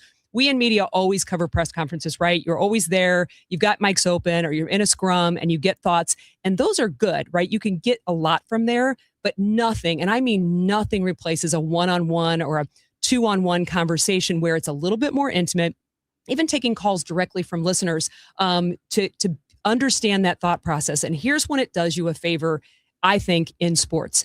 It does you a favor when you're not performing, right? So everybody likes results. Nobody bats an eye when we're winning, and nobody looks and nobody has problems with that. But when you're not, I think it's because you have endeared yourself to the fans and you understand the fans, and the fans understand you as an organization, as a club, as a team, as a coach, as a manager of, hey, maybe I really still don't like the move that Ollie Marmol made. Maybe I don't like what Yoann DeMay is doing with St. Louis City SC, or maybe I don't like what Josh Schertz is doing with the Billikens. But I just heard this person talk on Sports Open Line or on the Gas House Gang or in an interview one-on-one. And I understand the thought process behind that. And I think that's really, when it comes to St. Louis fans, and maybe it's fans everywhere, when it comes to St. Louis fans in particular, I think that understanding is very paramount in making sure that they're behind you when you really need it most. And when you need it is when the results aren't there. More to come. We're going to check in with Amy Markscore. She's going to bring us up to speed on the Blues as they drop the puck tonight here in St. Louis at the Enterprise Center. Stay tuned. More to come on a KMOX Sports Open Line next. Conservative outsider Jeannie Evans for U.S. Senate. Evans is a proven fighter and the only candidate for U.S. Senate with guts and know-how to get the job done. As an attorney, she took on China and corporate criminals. Jeannie Evans won billions for working families. As senator, Evans will fight and win for you. She'll work to cut taxes and lower the cost of living. Evans believes that keeping Illinois safe will take more than just wishful thinking. It takes courage, and Jeannie Evans has the record to prove it. Evans will always be tough on crime. She'll hold China accountable for trafficking fentanyl and stealing our personal data. Jeannie Evans puts America first. A proven fighter. Conservative outsider Jeannie Evans for U.S. Senate. I'm Jeannie Evans, Republican candidate for U.S. Senate, and I approve this message. Paid for by Jeannie for Illinois. Carpal tunnel syndrome. Heart failure that doesn't improve with common medicines. These are some signs and symptoms associated with ATTR-CM, or the cardiomyopathy of ATTR amyloidosis, a serious heart condition with symptoms that get worse over time.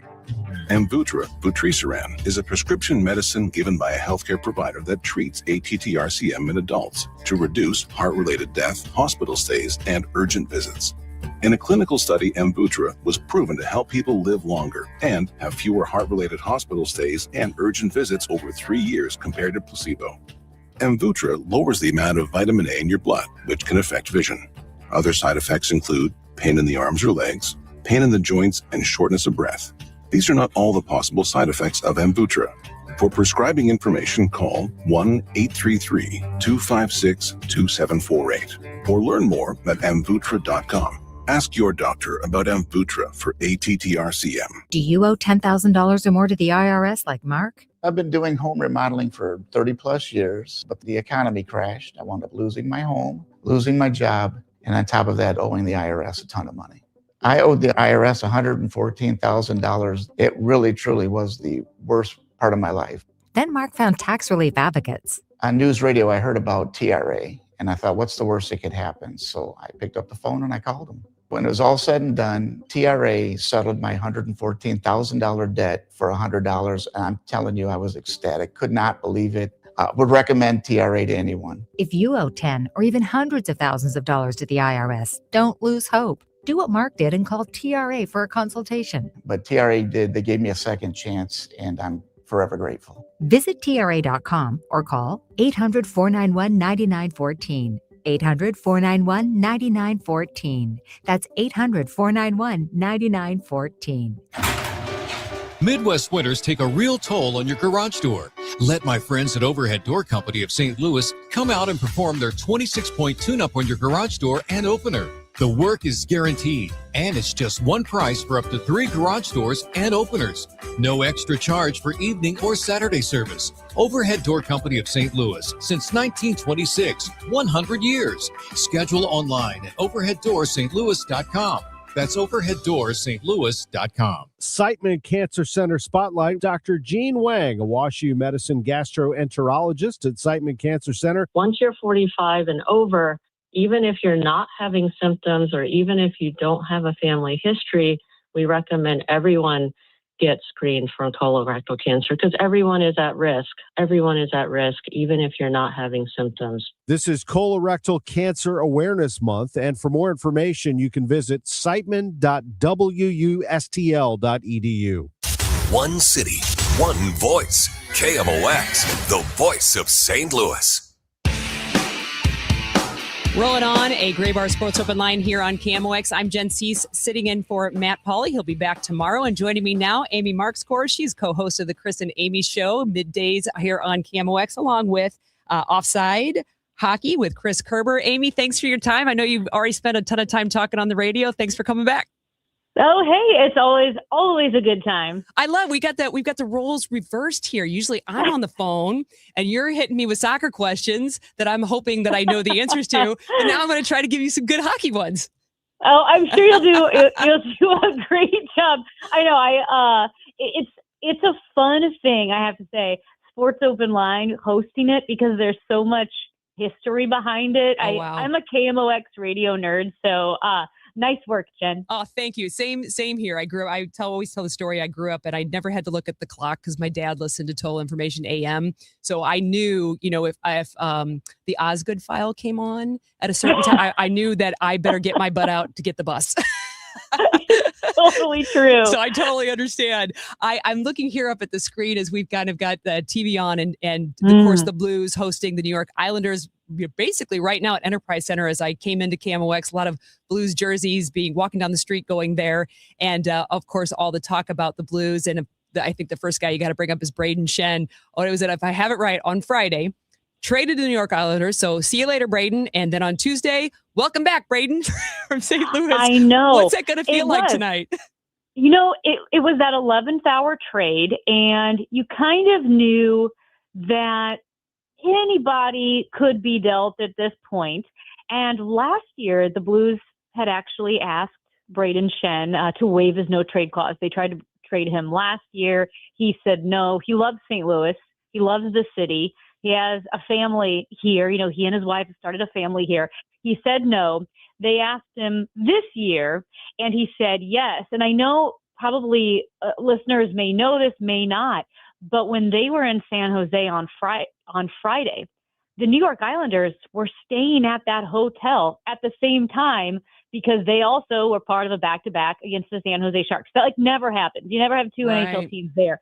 So on that morning, Patrick Waugh, the Hall of Fame goaltender who's the coach for the New York Islanders, was around to talk to Braden Shen and say, we want you. Wow. You're a key piece to this roster as we make a playoff push.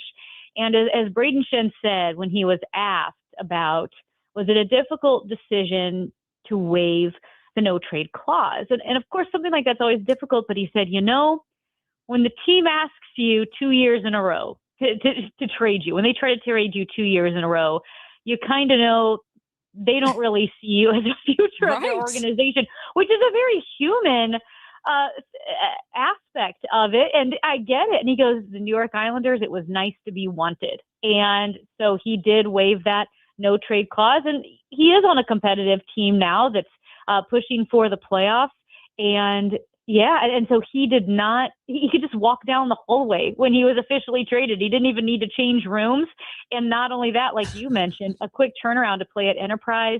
And finally getting back to the answer, I think when they announce his name, it is going to be electric and emotional because this crowd loves Braden Shen because he is a blue collar, lunch pail, old school Bobby Plager, Kelly Chase type player. And the St. Louis fans love that. Yeah, we do. And one thing I love about St. Louis fans, and I don't know if this is everywhere, but I definitely know it's about our home city, is that when a beloved player comes back, when they've done their duty with their team and they come back into town, I have had friends at Cardinal games be confused as to why everybody's doing a standing ovation for somebody on the opposing team. And I really hope he gets something like that tonight.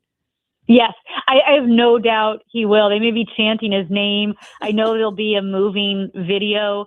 And, whether he skates a little loop around center ice or maybe he just kind of lifts up his glove and acknowledges the crowd. It might be just something like that. Just because it was such a quick turnaround, it's not like he was traded in the offseason and everyone has been anticipating his return for months. It happened hours ago, in the grand scheme of things. Yeah. So when you think about, a veteran like Braden Shen and then Justin Falk going to Detroit, do you feel like the Blues, I feel like this is almost like a St. Louis theme at the moment for the Cardinals, city soccer and the Blues, are we officially rebuilding or was this kind of like a strategy? I know. it's kind of a rebuild. You know, you call it a retool. And what is the Cardinals? They call it a build, right? I don't even think they're using the it's just a build. It's a bit of a rebuild. You didn't see a fire sale per se. So to me, it is a rebuild, but it's a little bit of a diet rebuild. They would have started more last year, and they kind of did, but then you saw that playoff push. And that playoff push probably gave us a false sense of where this team was in terms of retooling and being ready to be competitive again, because it's been 7 years since they won the Stanley Cup.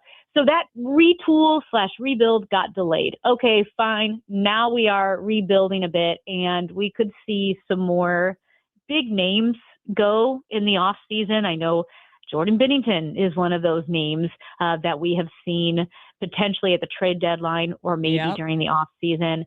The thing is, we know there's going to be an effort to deconstruct the core as it is and rebuild it. But you're looking at a Robert Thomas, a Jordan Kyrou, Pavel Buchnevich, who have those no trade clauses. So those players are going to have to be willing to waive no trade clauses if you trade any of them. Now, Robert Thomas, a 26-year-old dynamic playmaking center in his prime, they don't come around every day. So, you know, he is someone that you either hold on to him or you ask for a massive return. But it's not that fire sale mentality if you're just getting rid of everybody. You're not going to do that. So are you then ultimately surprised that you mentioned Jordan Binnington, Colton Parayko ultimately stayed put, or were you thinking that they also might be a last minute? You know, Colton Parayko, when his name came up, that the Blues had finalized a deal to trade him to the Buffalo Sabres, and they were waiting, and this doesn't usually get public before the player approves the trade. The public knew that the Blues and the Sabres had come to a deal, and they were waiting for Colton Parayko to approve it. Well, of course, he did not approve it. He wants to stay in St. Louis. That was a bit of an unusual situation. I was not expecting to see his name necessarily on the trade block, and I hope and I think it's a good thing that he's here in St. Louis, because you've traded Justin Falk, which leaves your defensive core super young, with really the only veteran being Cam Fowler. And if you look at the Blues, Colton Parayko had veteran Jay Bomeister to help develop him on the blue line. Barrett Jackman had Al McInnes and Chris Pronger. These franchise defensemen that we had, the Blues have always had a veteran defenseman to help develop them. So the fact that they've got Logan Mailloux and Philip Broberg, I like that Colton Parayko is here. Would love to see him stay through next year, but I'm glad he's here for the rest of the season. Justin Falk, to me, was the least surprising because it made so much sense for him to be traded, because he was one of the few players having a great year. He's an offensive-minded defenseman. So I was almost more surprised that it took until the 11th hour to trade Justin Falk. All right, my last question for you, and I'll let you go. Thank you for your time tonight. I feel like, again, another theme on getting off the phone with Tom Ackerman talking about the Cardinals. He felt like got a young squad, but they are following a plan. They are rebuilding, and there is a plan with St. Louis City and soccer. We'll talk about that a little bit more later. The sport I follow the most. I feel like they're still really kind of trying to figure things out. Which is it for the Blues? Do you think that they're on this plan where they're building towards something, or are they still trying to figure out who they are? Yeah, they might be a bit in the middle, leaning more towards having a plan. Now, Doug Armstrong is handing over the general manager reins to Alexander Steen at the end of this season. And so we'll really start to see Steen in the offseason articulate the direction this team is moving with more detail. We know the plan is youth. Like that's the plan. So in that sense, the framework is there.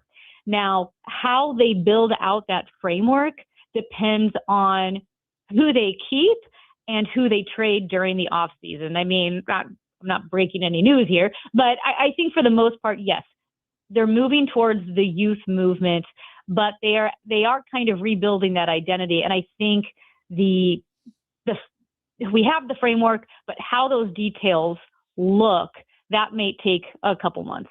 All right. Thanks, Amy. Thanks for your time tonight. I've got the Blues are on the screen right now, and I think we're up 1-0. Oh, nice. Yeah. We'll talk soon, Jen. There we go. Thanks, Amy. I appreciate your time. All right. That was Amy Marks-Kors. She is a co-host of the Chris and Amy Show. You find that on middays. And, of course, Offsides Hockey with Chris Kerber. More to come. We're going to go ahead and switch a little bit over to the sport that I spend the most time covering, and that's St. Louis City SC. We'll get a preview of our Y98 player profile with a player we've been missing for a while. That's Cedric Toyshirt. He's up next on KMOX. This is an important message for anyone struggling with $10,000 or more in credit card debt, medical bills, or personal loans. Due to ongoing inflation, job loss, and the rising cost of living, many Americans are facing overwhelming credit card balances. If you're drowning in credit card debt, you may qualify for powerful debt relief options currently being offered by National Debt Relief that can significantly reduce what you owe. You don't have to declare bankruptcy or take out a debt consolidation loan. You could qualify for this debt relief option and only have to pay back a fraction of what you owe. Act now to see if you qualify. With thousands of 5-star reviews online and an A+ rating with the Better Business Bureau, National Debt Relief has helped over 1 million consumers with their debt that qualified for this relief option. So don't wait. Call the Debt Reduction Hotline now. Dial 800-428-5757. 800-428-5757. That's 800-428-5757. St. Louis's unofficial holiday is almost here. It's Cardinals opening day, Thursday, March 26th. And KMOX's Cakes and Eggs, presented by Budweiser, is back. This year with a new twist. You don't need a ticket to enjoy KMOX's live broadcast at Cardinals Nation inside Ballpark Village, featuring Cardinals alumni, front office personnel, special guests, and so much more. First come, first serve. Doors open at 9 a.m. Celebrate this hometown holiday with Dirt Cheap and Budweiser. For more details, KMOX.com/events. Want to build income without a second job? Learn how real estate investing can help you create extra income one step at a time with Lifestyles Unlimited. Text radio to 88007. That's RADIO to 88007. Presented by Lifestyles Unlimited. Staples presents That Was Easy. So I own a coffee shop, and I wanted to label everything with our logo. That's ambitious. Cups, boxes, bags. Ooh, that'll add up. Not at all. Because right now, Staples prints custom labels for 30% off. 30% off? That's shockingly affordable branding. Yep. Now our logo and URL are seen all over town. Brand your business for less at Staples. That was easy. Shop Staples in store, online, or in the app by 442 Unlock. Exclusions apply. Visit staples.com/print for details. One of life's greatest mysteries has finally been solved. Who let the dogs out? Spruce, spruce, spruce. It's Spruce, the weed and grass killer that's safe for use around people, pets, and bees. When used as directed, spray the leaves for visible results in just 1 hour, and dead weeds in just 1 day. You spray, they play. Spruce, pet friendly, weed deadly. Find wherever weed killers are sold.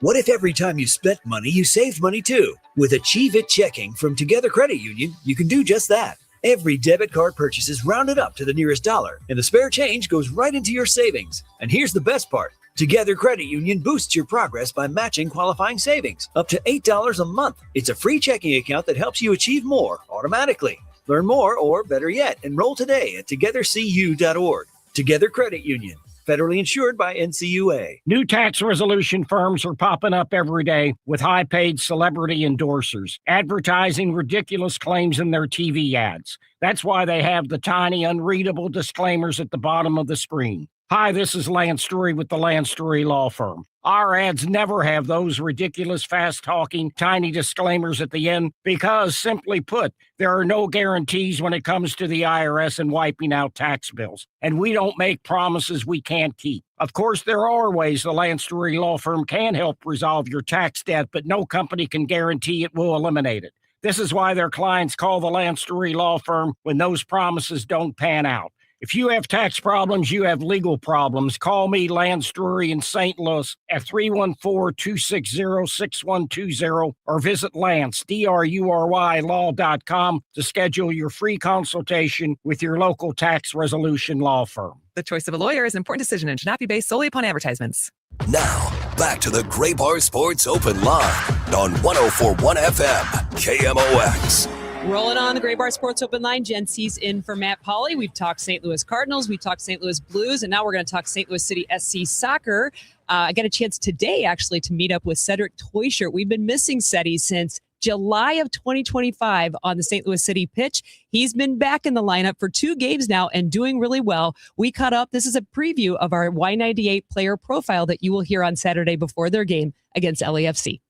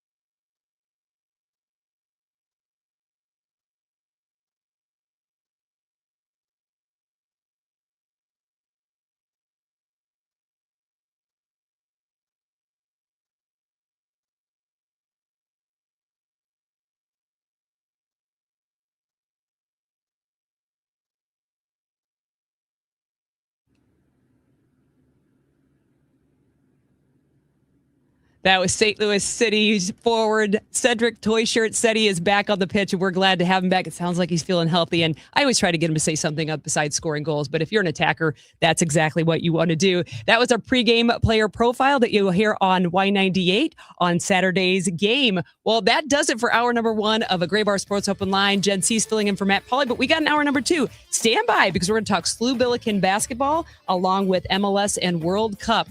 And we'll have that on the other side of news here on KMOX.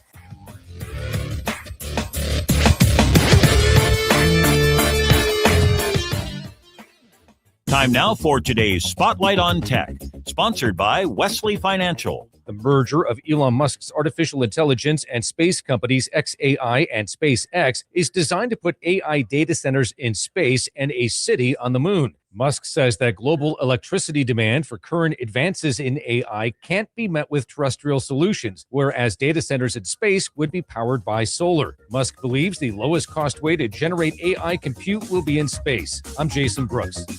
Wesley Financial Group is not a law firm, and Chuck McDowell, definitely not an attorney. This is Chuck. Do you feel stupid for buying a timeshare? Don't. It's not your fault. You were most likely told you could rent it, and it was a great financial investment. And the deal was available today only. If this happened to you, contact your resort or Wesley Financial Group for help today. Call Wesley now for your free exit information kit. 800-939-1441. 800-939-1441. Spring cleaning is upon us, but there's one meaningful box that you don't throw away when cleaning out your closet. It's the box filled with your family's important videotapes, film reels, and photos. Hi, I'm Adam Baselogger. And I'm Nick Mako. We started Legacy Box over a decade ago to help families organize and update their analog media to digital. Legacy Box is simple and easy. It works and is safe. Over 1 million families have trusted Legacy Box. And Legacy Box has been featured in Good Housekeeping, The Today Show, and Rachel Ray. Legacy Box is like magic, converting your shoebox of memories to the cloud or thumb drive, ready to watch and share. Declutter your closet by digitizing your media. Become more organized and accomplished, knowing your family's recorded past is safe forever. Take advantage of our spring cleaning sale going on now. It's the easiest task to check off your to-do list. For a limited time, you can get started for just $9 a tape.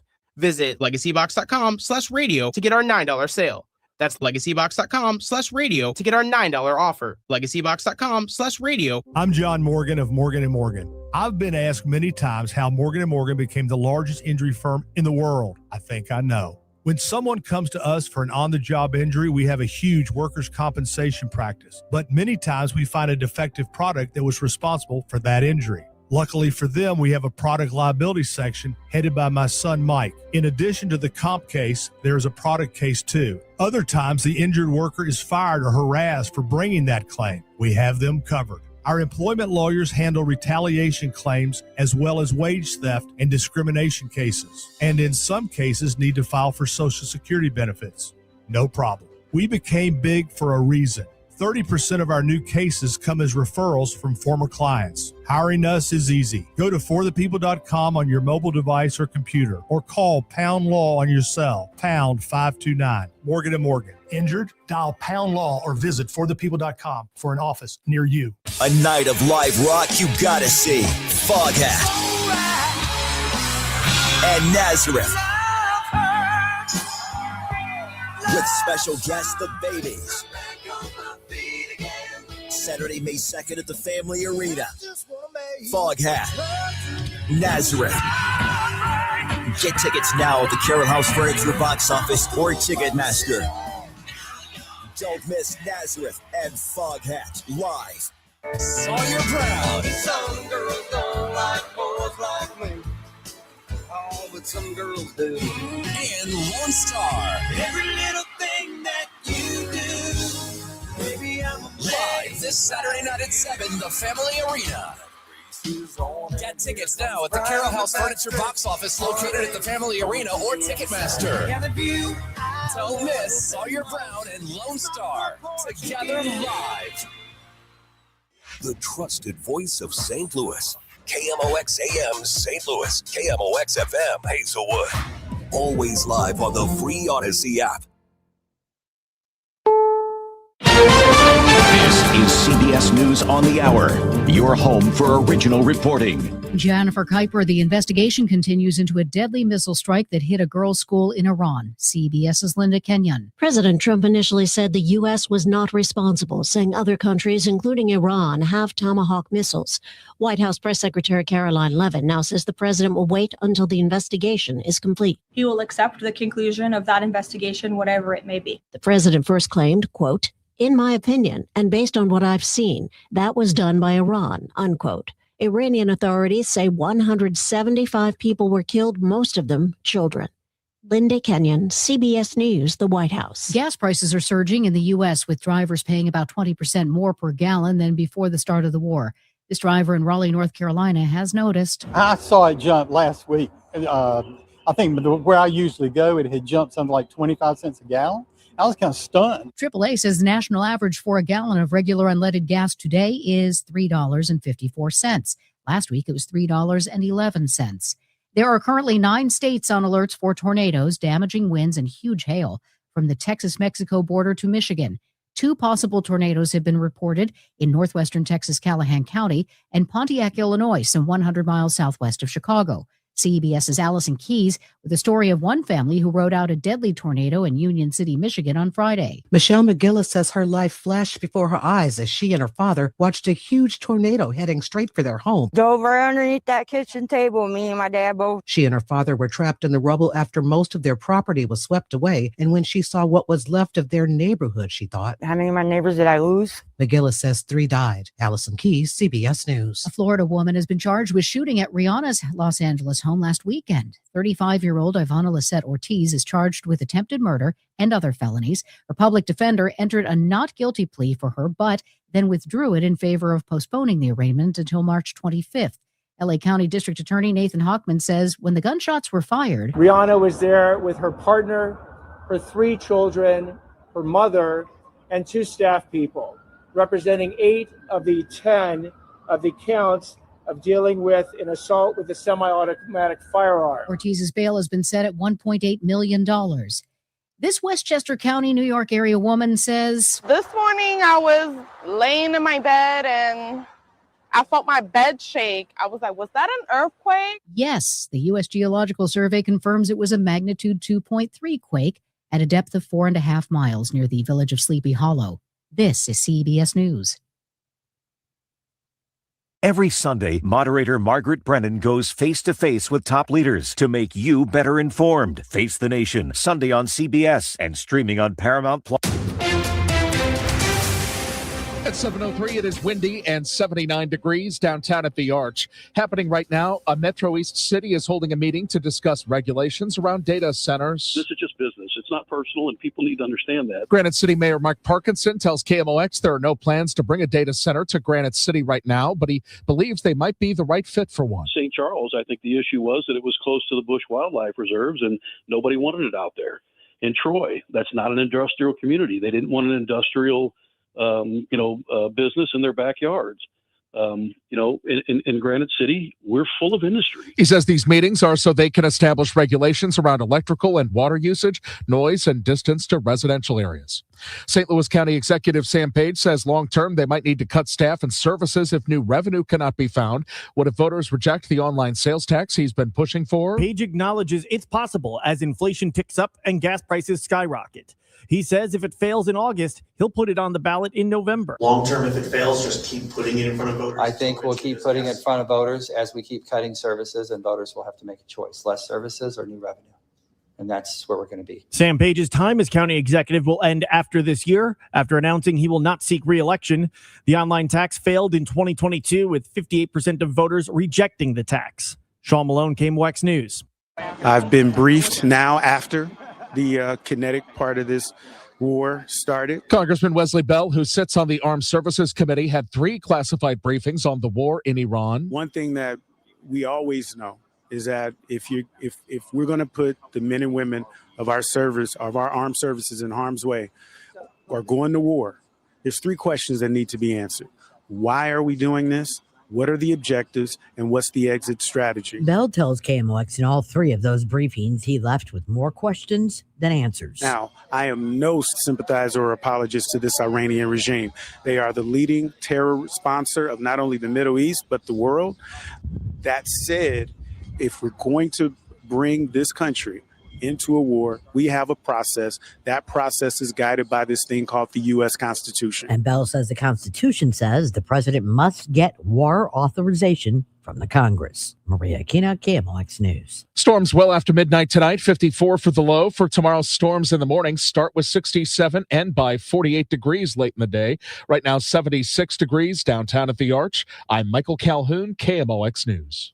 Now, back to the Gray Bar Sports Open Line on 104.1 FM, KMOX. Rolling on with hour number 2 of the KMOX Gray Bar Sports Open Line. I'm Jen Siess, filling in for Matt Pauley. Matt Pauley's had a lot. It's very, very busy in Florida for Cardinals spring training. Tom Ackerman is down there now for KMOX. Matt is back in St. Louis, taking some well-deserved time off. He'll be back at it, though, tomorrow. So don't worry. He'll be back. You'll be hearing his voice along with Tom from spring training, giving us updates on the Cardinals. In fact, Tom was our first guest in the first hour, giving us an update from there as the Cardinals take on the Nationals tomorrow at 12:05 p.m. Central Time. I believe they lost 6-1 to the Mets today in spring training, and we had a really great conversation regarding, what Tom's seeing down there versus what Matt saw in the weeks that he was there as we get a little bit closer to opening day, which is just not that far away. I think it's 16 days away, opening day.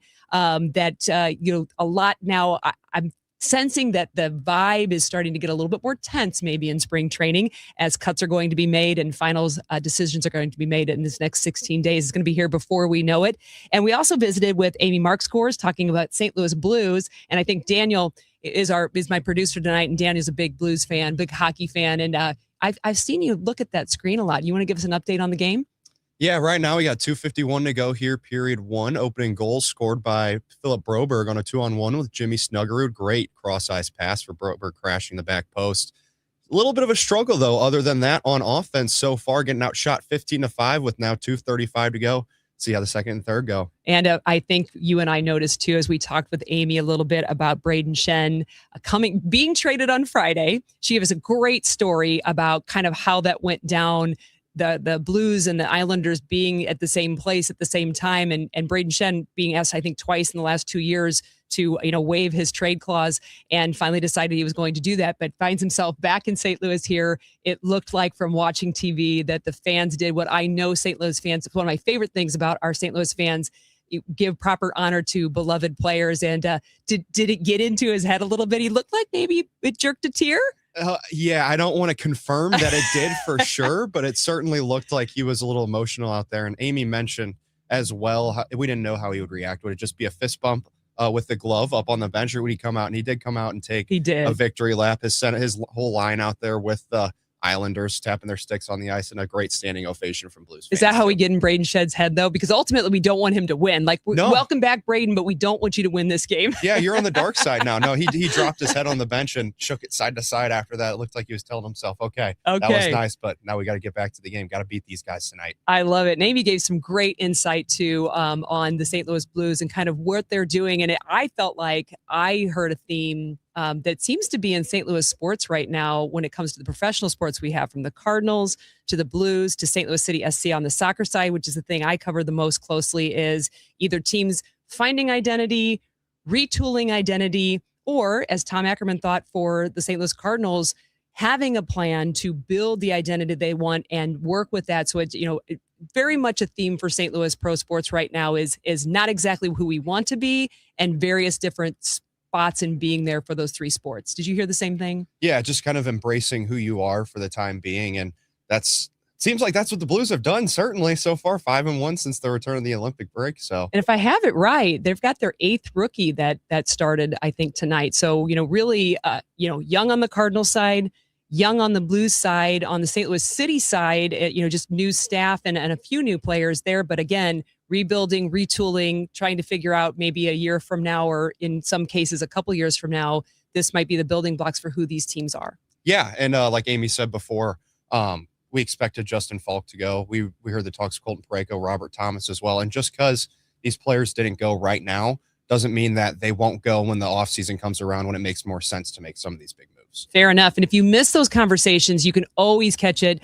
free on the Odyssey app or online. St. Louis, after we do shows, in fact, Daniel's already put up hour number 1. You can go back and listen to those conversations if you want to hear that for all the sports shows, any show here on KMOX, really, you can find that, rewind it in a podcast form. Make sure you do that. More to come. So this hour, we're going to turn our focus to SLU men's Billiken basketball. Earl Austin Jr., I look forward to first time ever speaking with him. I've pulled his highlights before as a young producer on KMOX back in the day. I look forward to talking with him about the SLU Billikens because, man, all I did was hear about how they got destroyed from George Mason. And, it was a big 86-57. Woo!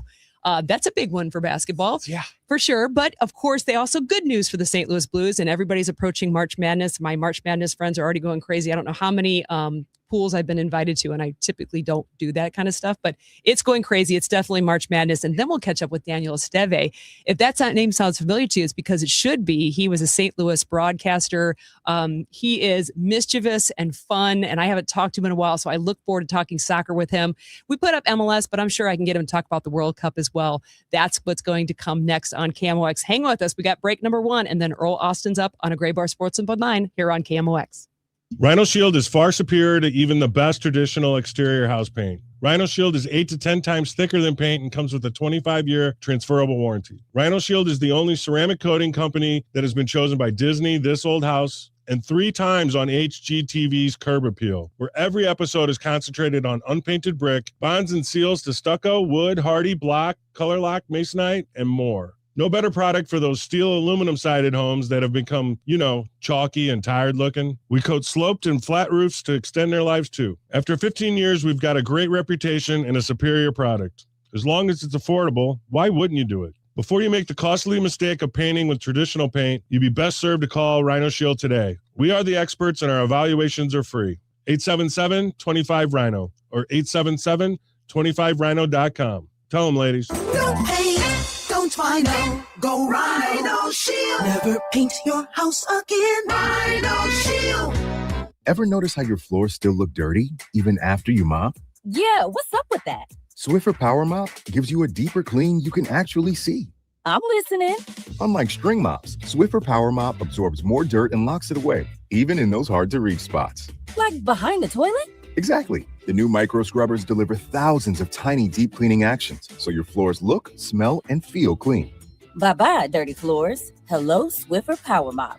Try the Swiffer Power Mop. Love it or your money back. This is the story of the one.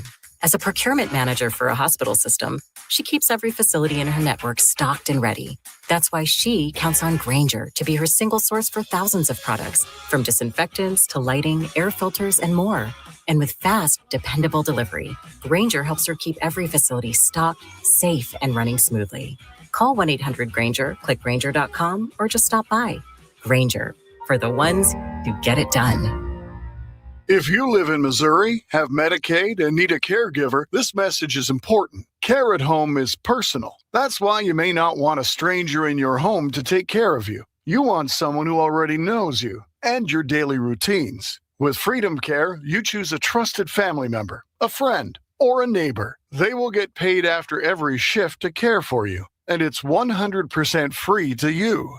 More than 70,000 people have already joined the Freedom Care family. Call your local Freedom Care. They'll check your Medicaid eligibility. Don't wait until a stranger shows up at your door. If you have Medicaid and need help at home, this care is available 100% free to you. Call Freedom Care now to see if you qualify. 314-907-0892. 314-907-0892. That's 314-907-0892. Freedom Care, we're here for you. Taking care of your health should be simple. And with the Neovitin monthly subscription, it finally is. Choose your doctor-formulated multivitamin and we'll deliver it straight to your door every month. No more running out, no more remembering to reorder, just consistent nutrition made easy. Plus, subscribers save 10% every month and can pause or cancel at any time. Visit neovitin.com and start your subscription today. Neovitin, trusted nutrition every day. Retiring soon? Get the information you need by joining Kyle Jones and Matt Allgeier of Fira Capital Management for your retirement highway, Sunday mornings at 9:30. Investment advisory services made available through Pine Ridge Advisors, LLC, registered investment advisors. Securities made available through AE Financial Services, LLC, member FINRA and SIPC. Considering buying or selling a home? When it comes to the Gelman team with eXp Realty, numbers don't lie. Over 1,500 Google and Zillow 5-star reviews, nearly 6,000 homes, and $2.5 billion in real estate sold. Call 314-336-1991, thegelmanteam.com. Yesterday, today, and tomorrow. KMOX, the voice of St. Louis. Rolling on a Gray Bar Sports Open Line here on KMOX. I'm Jen Siess, filling in for Matt Pauley. He'll be back tomorrow talking all things Cardinal baseball and more. Now we shift our focus. We've talked about baseball. We talked about hockey. We've talked about soccer. And we got to talk about basketball. We got to talk about SLU men's basketball. And joining me now, Earl Austin Jr. Earl, thanks for your time. And it's so nice to get to talk to you for the first time. You may not remember this, but I was a producer at Lindenwood and producing you and Bob Ramsey, who have, I think, a longer term relationship than most marriages I know. Oh, God, 35 years. Yeah, it's been a minute, Jen. You will have to come up with a book or something that tells people how you two still work together, which seemingly seems like it's seamless after working together so long. It's so great to turn on the radio and hear you guys together still to this day. I thank you very much. We've had a lot of great times over the years, and we've had a lot of adventures during our years of travel. So, yeah, it's been a blessing, no doubt. Well, I'll tell you what, when it comes to March Madness, so I'm a soccer girl at heart. I did play basketball. I did it between softball and soccer back in high school to mostly stay in shape because of the running. That was good. But if we're in March, so March equals March Madness. We'll get there. But first, I want to say that, when it was kind of funny to open up a search and get myself acquainted, with the Billikens and make sure I knew exactly where they were, because there's this great headline, right? Billikens earned top seed in A10 men's basketball championship, which we'll talk about. But all I could hear all weekend long was my basketball friends talking about how SLU got destroyed by George Mason, of course, on Saturday, 86-57. And when you look at those scores before, is this a game, and you maybe have already talked about this, but I'd love to hear it, that you just say, we're glad that happened. We got that out of our system. Or is it concerning because that's how you walk into postseason Atlantic 10? It's a little bit of both, because it's concerning because we have struggled in our last 3 road games. Rhode Island was a closer score than Dayton, beat us by 15. And then George Mason just had everything clicking on all 8 cylinders. And they just really pounded us. So, yeah, it's concerning in that regard because we had struggled at times on the road going into tournaments. But when you go into the postseason tournament, starting with the conference tournament, everybody starts at 0-0. And I know there's a lot of angst in Billiken Nation right now because of what's going on. But I just have to remind a couple of reminders, because being part of the game broadcast for 35 years, you've seen a few things. And I remember in 2000. We played Cincinnati, who was number 1 in the country on the last game of the season. And it was in Cincinnati. They were the champions of our league. And it was a senior day at King and Martin. They're All-American. And they beat us by 45 points. And it was a dunk fest. I mean, we crawled out of there. We just had to sit there and take it. And then a week later, St. Louis University's cutting nets down as champions of the Conference USA Conference tournament and getting an NCAA bid. And then the same thing in 2019, we were struggling during the season. In our last game of the regular season, we were only in New York, and we lost to a good St. Bonaventure team by 10 points. And we could have been a double bye 4 seed instead. We fell to a 6 seed, and we were really struggling, disappointing in what our season could have been because we were picked first in the league. A week later, we're in Brooklyn, cutting nets down after beating that same St. Bonaventure team in the championship game of the Atlantic 10 tournament. So, say that to say that, what happened now is I have a short memory. Right. Goldfish. It's a goldfish, right? Memory of a goldfish. Yeah, that's right. That's right. You got to have a short memory. You're playing on Friday at 11:30, 10:30 St. Louis time against a solid team, whether it's George Washington or Fordham, and you just got to be ready to play. You got to be ready to play and extend your season and try to win 3 games and, try to, obviously fix what is going on, and you're just trying to put your heart and soul into 40 minutes of good basketball and try to move on to the next round on Saturday. Yeah, well, 100%. I mean, the as far as the headlines go, it definitely was great to hear that clinched the the A-10 regular season title, secured the number 1 seed. When the SLU Billikens have found form and they are consistent, what are those things that they need to bring to the tournament to make sure that they can go the distance? Well, a lot of people point to what we do on the offensive end. We're a team that really moves the ball well. We pass it, and we're a really good shooting basketball team. We got 4 or 5 guys who can really shoot the ball from 3-point range and really stretch the defense. And we got like 3 or 4 guys who can also attack the basket when they cover our guys shooters that can get to the basket, get to the rim and score. And then we're a good free throw shooting team. But I would say when we're really a good basketball team is when we do, I call the foundational things.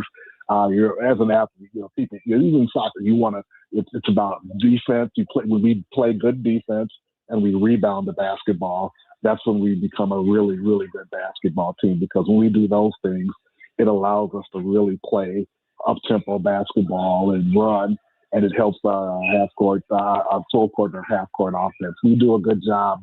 When we struggle on defense, I think it affects our offense. So those are the things when we've been playing well, those things really come to the forefront, and we have to really start doing that. 2 things come to mind as you say that. First of all, I feel like you're right. In any sport, whether it's baseball, whether it's soccer, whether it's basketball or other hockey that's the Blues are playing right now, at the end of the day, it comes back to the basics, right? The very first things you learn as a youth player certainly play out. If you lose those as a pro or in your pro team, your game, especially when you get to the end of the seasons or into postseasons, playing people as good as or better than you, if you don't have the basics down, that's going to come to bite you eventually. That's exactly right. In any sport, you develop certain habits and fundamentals and things which make you successful. Now, when you hit adversity, you fall back on whatever habits you have. And if you have good habits, good fundamentals, and a good foundation to fall back on, it's going to reverse itself. You'll go back to doing those things. And that's what we got to do. If you don't have those things, then it could continue to spiral. What I've seen throughout the season is the foundation has been there. If they just fall back on that, then I think we'll be in good shape.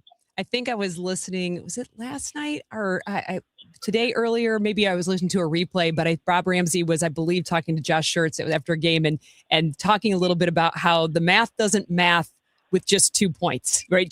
Making 2-pointers in basketball is not how you win games. And you just brought up the fact that SLU is a good 3-point shooting team. Is that going to be one of their keys, is to make sure that they get open for those shots, take those shots, and of course, stick with the basics as well. But just 2-pointers aren't going to get it for you in the tournament.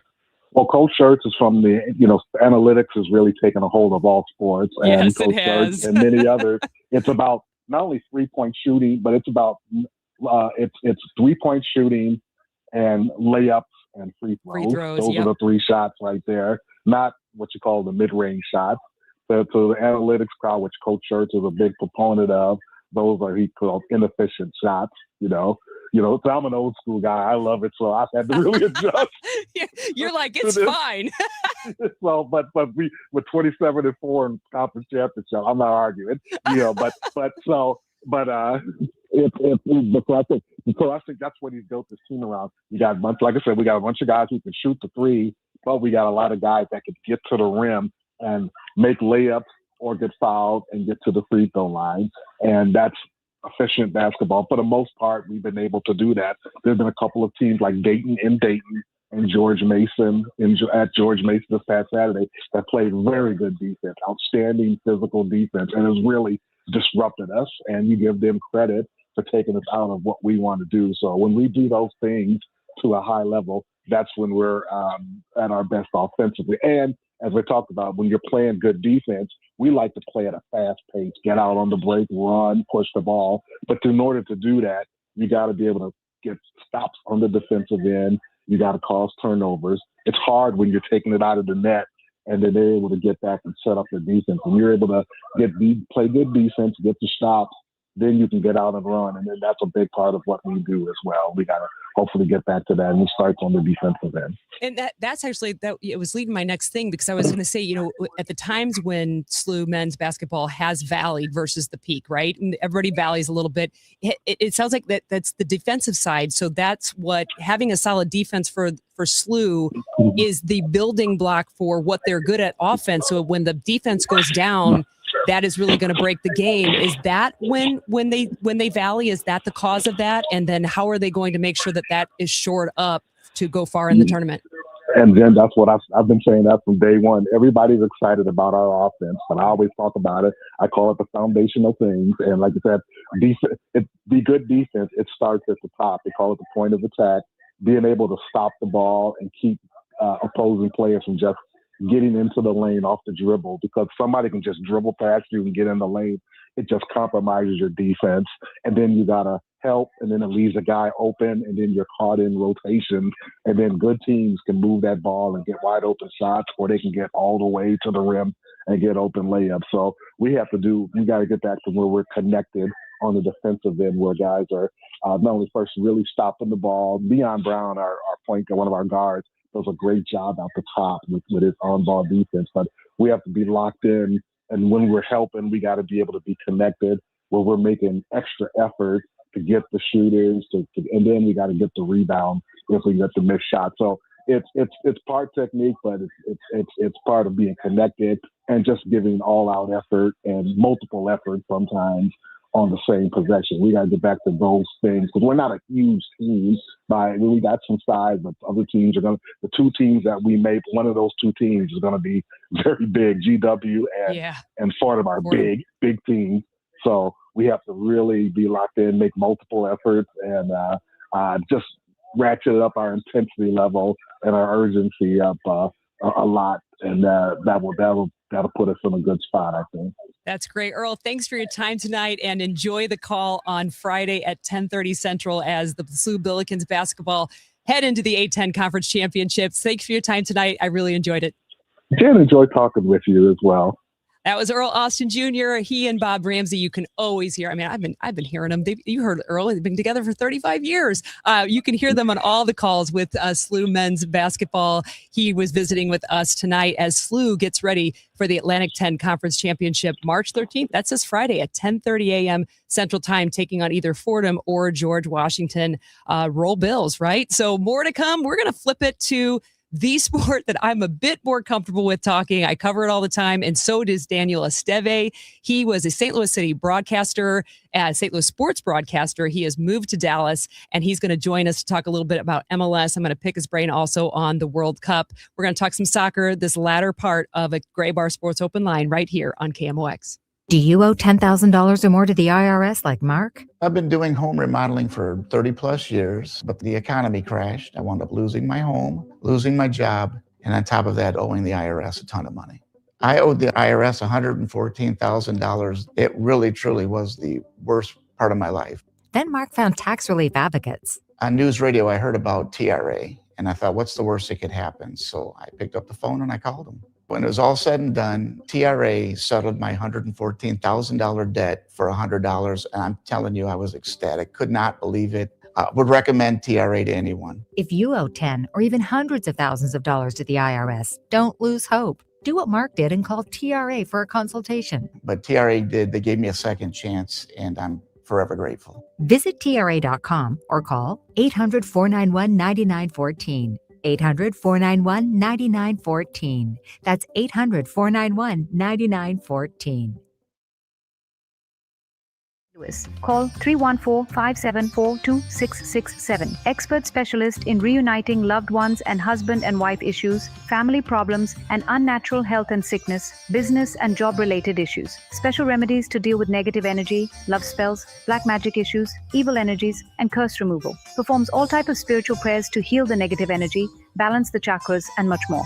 Contact Master Raj at 314-574-2667. Does heart disease run in your family? Give yourself peace of mind with our cardiac MRI bundles at Specialty MRI. Personalized scans designed to give you clear, meaningful answers. No long waiting rooms. Scan today for peace of mind tomorrow. Call us at 314-899-2075. That's 314-899-2075. Hi, this is Charlie Brennan. Certainly in St. Louis, medical doctors know the best in their field. So it's impressive to know how many local doctors have sought vision care from Craig Birdie, Ranjan Malhotra, Robert Brusati, and Andrew Royer at Ophthalmology Associates. That's why they're known as the doctor's doctors. Birdie, Malhotra, Brusati, and Royer are expert at cataract surgery, as well as the new multifocal and light adjustable lenses. They can also discuss with you the best preventive care and the best treatments for eye allergies, macular degeneration, and glaucoma. You may know I underwent LASIK surgery at this office 30 years ago. The doctors also have an experienced team of technicians to ensure your best eye care. 3 convenient locations in St. Charles, 270 Manchester, and Sullivan, Missouri. 314-966-5000, youridoc.com. Unlock a brighter outdoor space in 2026 with Chesterfield Valley Nursery. Let us be your trusted partner for all your landscaping, lawn, and gardening needs, empowering you to create a haven that brings joy and serenity to your life. From landscape design to property maintenance to our garden center, we're here for you. Houseplants, tree shrubs, organic soil mixes, gardening and plant classes, and more. Chesterfield Valley Nursery's Garden Center has what you need no matter what the season. Visit us weekdays from 9 a.m. to 4 p.m. Saturday hours start in March. Follow us on Facebook or Instagram for all class and sale updates. 1 in 4 people surveyed by Bankrate.com say they're literally losing sleep because of worries that they may have not saved enough to retire. If you're ready to get serious about planning for your financial future, you could start by listening to the All Financial Hour with host Steve All of the All Financial Group. What are your wishes, hopes, and dreams? What's retirement look like for you? Because everybody, that picture is different. If you want assistance, we can also help you at that point. Saturday mornings at 10 or Sunday evenings at 6. Right here on KMOX. 100 years, one legendary voice. We live KMOX's century of service, classic audio, photos, videos, and more at KMOX100.com. For Sports Open Line, Gray Bar Sports Open Line here on KMOX. I'm Jen Siess filling in for Matt Pauley, who'll be back in the saddle tomorrow. No worries there. We're going to shift our focus a little bit to soccer. Daniel Esteve is hanging on the line. I'm going to get him on in just a little bit, but I want to go ahead and grab a little bit of audio that I picked up from St. Louis City training on Monday. Yohan Demain talked with us at the press a little bit after we stand on the field. We watch the end. He comes over, we flip our mics on, and we ask him a bunch of questions. And of course, you know, one of the questions that was asked to him was about the fact that Brendan McSorley's appeared for the first team. Miguel Perez filled in when Marcel Harda was unavailable. And we have yet to see Mekhi Joyner join into the fray kind of the new players. And he did make the point about saying, hey, I don't give out charity minutes. You pick up minutes by working hard in training, by what we see. It's not just one game. You can't just have one great game for City 2 or one great game for even the first team. It happens through consistency and showing up. So he talked a little bit more about the players really having to push it in training.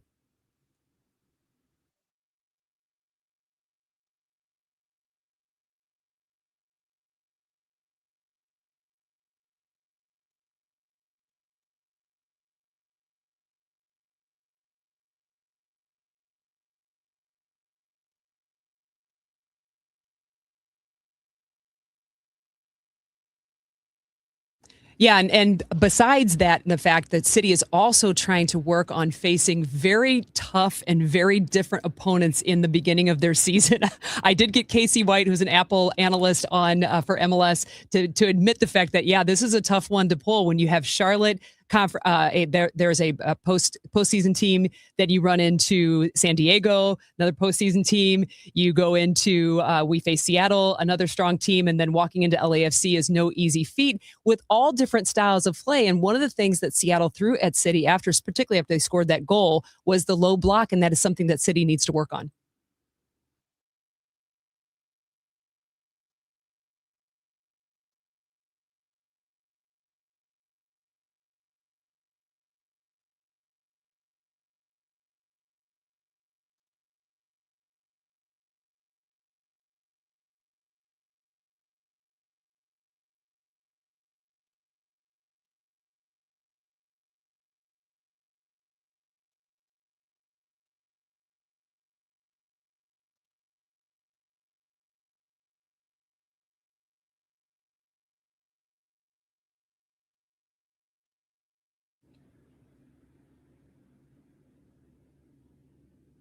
Now, I don't know that LAFC will need to put a low block in for St. Louis City. They're pretty dominant in all phases of the game, but that might be something that we see City trying to work on if they do face up with that very soon. The other thing you're going to see them work on is the fact that Yohan DeMay called out the fact that on the wing play, you got the three in the back, you got your wing backs, wing midfielders. They're kind of both, right? So up they go all the way up, Conrad Vollum and Rafael Santos, as well as all the way back to connect with the defense. And Yohan DeMay feels like they're still a little bit disconnected.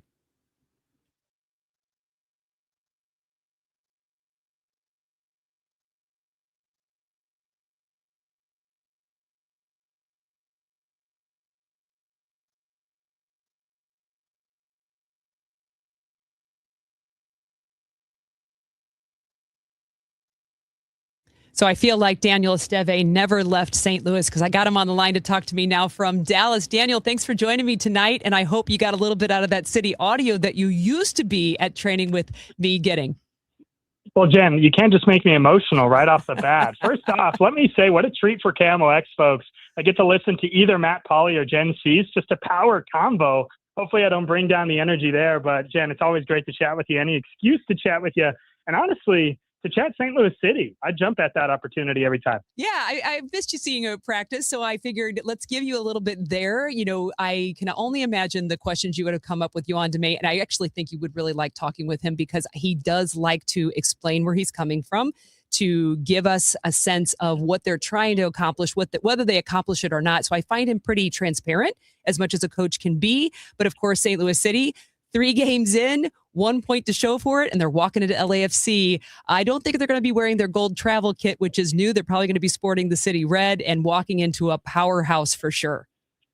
Yeah, I'm still conflicted on the away kits. I think initially I was a big fan. Seeing them in person, I like them. It's a little out there, but definitely something that catches the eye, which I'm sure is great for the brand. As far as the play, I think St. Louis City SC fans need to sit back and realize what they want to be right now. Because yes, I totally understand maybe the frustration or maybe the worry that comes with a super strong run of opponents, to your point, Jen, early on in the season. So you can't really judge too much, but also what is the bar that you're judging against? Because we have some fantastic experienced players on the roster. We keep Roman Berkey. So that core that we remember, João Klaus aside, and we love seeing the success that he's seeing.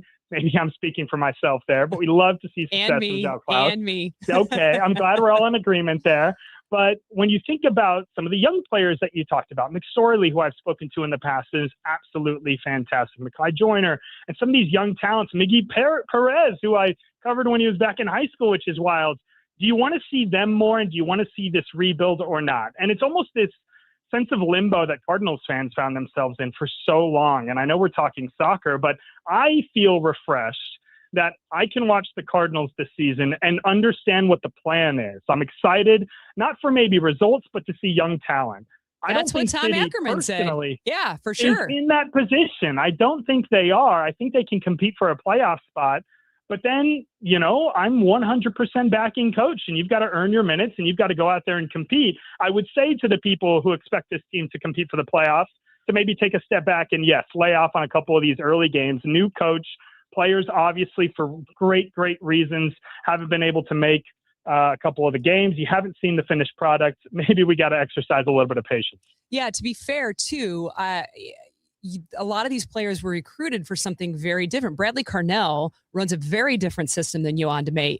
Both will press, but they do it differently. And you were there covering Bradley when he was in his first year, and you were probably around when we asked him, you know, what happens when you turn it over? And he's like, that's the problem for the defense. He was really more focused on the attack, where Yohan DeMay really wants to have structure, wants to have a plan, wants certain numbers behind the ball, which I do like. But 80% of the team wasn't recruited for that. Absolutely. And personally, I am. I mean, obviously, it all comes down to the type of talent you have. And I think the mark of a good manager is being able to either develop talent to your system or catering your system to the talent that you have, depending on the system. I love a set of wing backs or wing midfielders, if you prefer, outside mids, in a back three, because then you drop back, you get solidity in a back five defensively, and then you get the width up top. And I don't mind that system, but it does take time to figure out the rhythm, the balance. Obviously, the most important thing that comes out of a system like that, aside from just general defensive solidity, is creating width to try to spread that defense out as far as possible and find some channels. I've actually loved what I've seen in terms of counterattacking play from St. Louis City this season, even though they've played against some good talent. But the foundation of that defensive and offensive scheme is being stingy defensively. And obviously that's going to come with time and also not playing a couple of the best teams in the league early on. Yeah. So I think City is in an intriguing place for sure. It's just one of those things where you got to really figure out what your expectations are for this team before you cast judgment. All right, well, let's go ahead and expand then the talk a little bit to the MLS in general, because I think the talk about the MLS also has to go in hand with the Men's World Cup, because all of this is happening.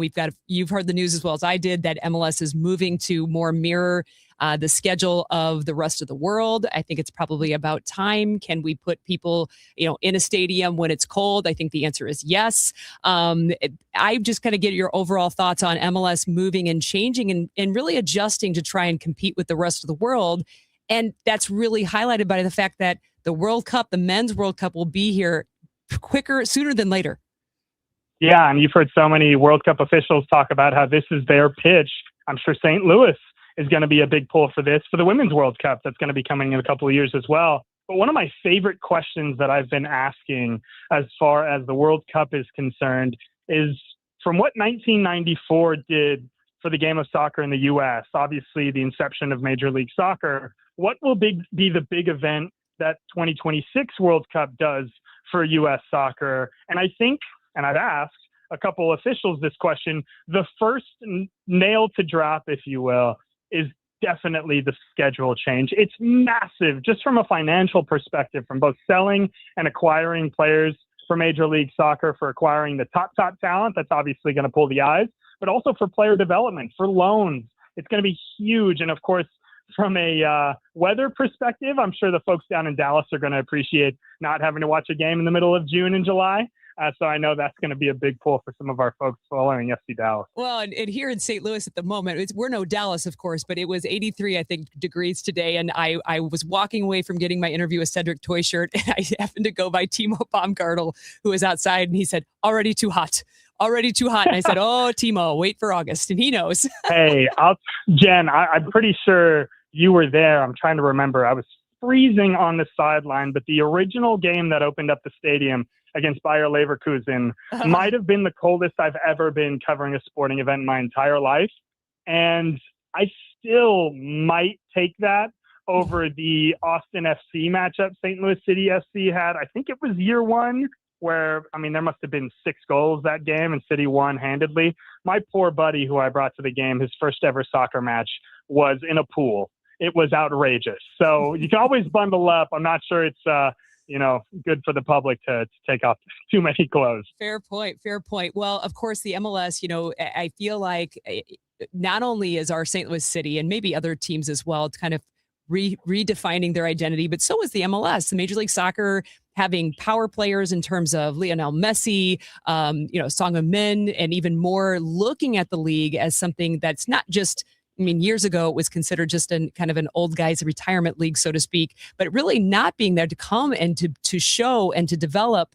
But of course, I didn't run this by you ahead of time, so I hope it's okay to ask you about. It doesn't help the league to then have some scandal behind it. MLS issuing a lifetime suspension for Derek Jones and Yaw for violating the league's gambling policy. I haven't read as much into it just yet. It just brings me back to the old days in baseball of betting and gambling and how so much of it's become part of all the sports. How do you keep it out of sports when it comes to something like this on a professional level? And wondered your thoughts to that. Yeah, I'd certainly be making a lot more money if I knew that answer. This isn't something that's unfamiliar for a lot of folks, a lot of Missouri sports fans. Obviously, Jonte Porter was a figurehead in the NBA scandal related to betting, and it seems he's trying to revitalize somewhat of a basketball career out in Washington with some obscure basketball team I read that he's potentially joining up with.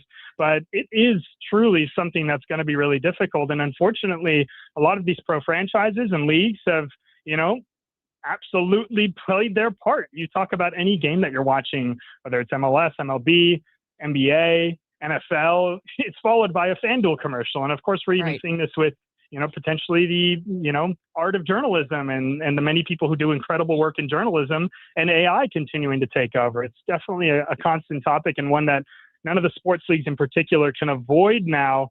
How you mandate that? I mean, you hope that as technology develops, there are ways to track it and that people steer clear of stuff like that. But there also has to be clear policy. And I think the biggest thing is there has to be a clear understanding what the consequences look like. And I think that's one of the few things that at all levels, even going down to the NCAA, they've made very clear if you violate any of these policies, you will be banned completely, which of course is something that should take place in that realm. So actually monitoring it, Jen, that's a really tough question, but I think the clear consequences need to be stated from all of the leagues, and those need to be upheld. Yeah, and it is kind of one of those things that, for the listeners, if you're not up to date on this, I'll just give you a quick little reading from ESPN. After reviewing results of the investigation, MLS did conclude that the players Yeboah and Jones did engage in extensive gambling on soccer, including on their own teams during 2024 and 2025 seasons. In one instance, quoting that both players bet on Jones to draw a yellow card, which I don't know, that doesn't seem like that's a hard thing to do, on October 19th, 2024 match, which he did receive. And you do wonder that these things can happen really, really easily. And, when money is put on it and then you do your teams and, you always worry too about it reaching potential officials as well, is those things that it's really hard to put those rules in place. And at the same time, like you just said, when you cut to break, there's a gambling commercial for the latest app. And it's certainly not limited from state to state anymore, because now you have, market predictors where you can completely bet on just about anything, which is wildly terrifying and certainly something I don't want to get into. But it is ironic that we're having this conversation, Jen, because I believe the last big story I covered before leaving St. Louis and the great folks at Fox 2 was sports betting being legalized in the state of Missouri, and that vote passing by, 2,000, 3,000 votes total across the state. I remember talking to Bill DeWitt III shortly after, and he said it was like watching Game 7, seeing those numbers come in for a yes or no vote. So clearly there is some positive to the opportunity to sports bet, the way that plays into sports viewership, and of course engagement from fans. It's a lot easier to watch a game when you've got some money on the line. But how you do that responsibly from a league perspective, that's where ultimately the responsibility lies. And they're going to need to figure that out in the next 2-3 years. All right. So last topic, I'll let be open for you. Let's talk about either more on the MLS, what's exciting you, or of course, you've got the FIFA Men's World Cup that's coming. And I feel like, it's not that it's never been, been in the United States before. You haven't been involved in that, but I feel like the MLS is growing. Therefore, fan viewership is growing, even with a casual fan. And I don't know sometimes if the casual fans that kind of get excited, right? They're excited about City. They hear that at Energizer Park, it's a really good time. And I don't necessarily know that the newer casual fans understand what a big deal the World Cup. It's Super Bowl times 10, times 100. It's quite a thing to have in our country to host. Oh, Jen, it's actually ironic you say that, because I just spoke to Abby Wambach, obviously a star and a legend for the U.S. women's national team, just a couple days ago. Give me her number. And Jen, you guys said the exact same thing. Great minds think alike. It's like the Super Bowl times 10. And I've spoken to other players that were involved in the 94 World Cup specifically, and they often describe that though it was obviously big, it's the World Cup, in the U.S. market specifically, it was still kind of niche. It was like, yes, that's a great way to really put it. Cool event. And there were certain people who were super into it. There were people who were attracted to it, but there wasn't anything to go back to once it left until 2 years later, year and a half later, the MLS is announced and you bring yet another soccer league to the United States, one that has been around and thriving for several decades now. So now what's next? And I think not only the size of the actual teams that are going to be in, it's the most that they've ever had in World Cup play, but the scope of how big the tournament is going to be, given that the Leo Messis of the world, a couple of the U.S. men's national team players have ties to MLS clubs. There are ties to the domestic league, one that is growing, even just from pulling the paywall off of Apple TV. Yes. You've already seen numbers rise significantly. It's just such a great time for sports. And that's even putting aside the inception and the rise of the United Soccer League, which is, of course, offering more avenues for American-born players and players around the world to play soccer here in the U.S., the NWSL, and, of course, the USL Super League on the women's side, some fantastic teams. And I'll go ahead and leave you with this, Jen. Just in DFW alone, in the year that I've worked here, which I believe this is my year anniversary working with CW33 in Dallas, I have covered 6 new soccer teams starting in DFW alone. So the entire Metroplex from USL2 all the way up to USL Super League. We have had a number of teams, not to mention Toyota Stadium, the home of FC Dallas, completely getting a whole facelift and getting a brand new setup for the summertime. It has been a huge boom for the game of soccer. I am still waiting to see what significant change comes after the 2026 World Cup, because I do think the schedule change, though awesome, is just a bit of a teaser. I think something big's going to come right after World Cup 26. But man, enjoy it, because it is truly going to be something special. All right. Thanks, Daniel. Have a great night. Hope to see you in St. Louis soon. Jen, it's going to happen hopefully sooner rather than later. I will see you soon, all right? That was Daniel Esteve. He's sports on CW33 in Dallas and host of Wembley's Game podcast, former St. Louis broadcaster here for all of our sports. We're going to check in on the other side of this break and wrap it up on the Gray Bar Sports Open Line on KMOX. Guys, Kevin Wheeler here for Burn Balance Complex, which is the latest tool you can find at supplement superstores. It is top of the line. This is a complete metabolism system, not just a fat burner. So you get the metabolism boost, all-day focused energy with no jitters or crash. You get help with appetite control and cravings, and it'll reduce stress by lowering cortisol levels. It is a fantastic tool, especially for those who don't want prescriptions or injections. So get out to supplement superstores, tell them Kevin Wheeler sent you, and they'll knock 30% off the Burn Balance Complex, and you can find your location at supplementsuperstores.com. I'm John Morgan of Morgan & Morgan. After suffering an injury, you may face many hard questions. What will tomorrow bring? Which firm should I choose to represent me and my family? At Morgan & Morgan, we will hold your hand every step of the way. From our one-click sign-up, mobile apps, and 24/7 availability, we make it easy to get your case started right from the comfort of your couch. All firms are not the same. The choice is easy. Morgan & Morgan, for the people. Injured? Visit forthepeople.com for an office near you. If your retirement plan is mostly what if and a little fingers crossed, you deserve better answers than that. Check out Wealth and Wisdom Saturdays at 7 a.m. here on KMOX. I'm Gary Goldberg. Call 800-966-1690. St. Louis's unofficial holiday is almost here. It's Cardinals opening day, Thursday, March 26th. And KMOX's Cakes and Eggs, presented by Budweiser, is back. This year with a new twist. You don't need a ticket to enjoy KMOX's live broadcast at Cardinals Nation inside Ballpark Village, featuring Cardinals alumni, front office personnel, special guests, and so much more. First come, first serve. Doors open at 9 a.m. Celebrate this hometown holiday with Dirt Cheap and Budweiser. For more details, KMOX.com/events. For 100 years, KMOX has been a part of St. Louis. Now, those moments live on, preserved, remastered, and ready to be heard again. Discover KMOX from the Archives, a podcast featuring classic audio from a century of service. Sponsored by Overhead Door Company of St. Louis, the genuine, the original. The KMOX from the Archives podcast, available now at KMOX100.com or wherever you get your podcasts. Attention business owners with a net income over $500,000. You need to work with a tax strategist that understands your entrepreneurial mindset. Download the most recent white paper written by E3 Consultants Group titled The Power of a Professional Tax Strategy Team. Go to e3wealth.com/radio to obtain a copy. It's time to learn about wealth and tax strategies that protect your personal and business economy. E3 is ready to help you think differently about your finances.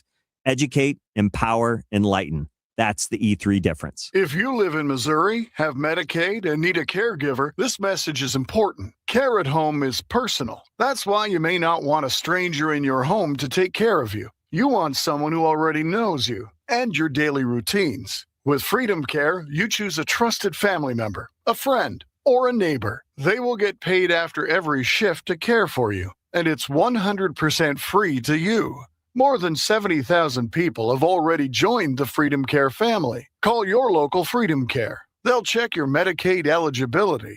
Don't wait until a stranger shows up at your door. If you have Medicaid and need help at home, this care is available 100% free to you. Call Freedom Care now to see if you qualify. 314-907-0892. 314-907-0892. That's 314-907-0892. Freedom Care, we're here for you.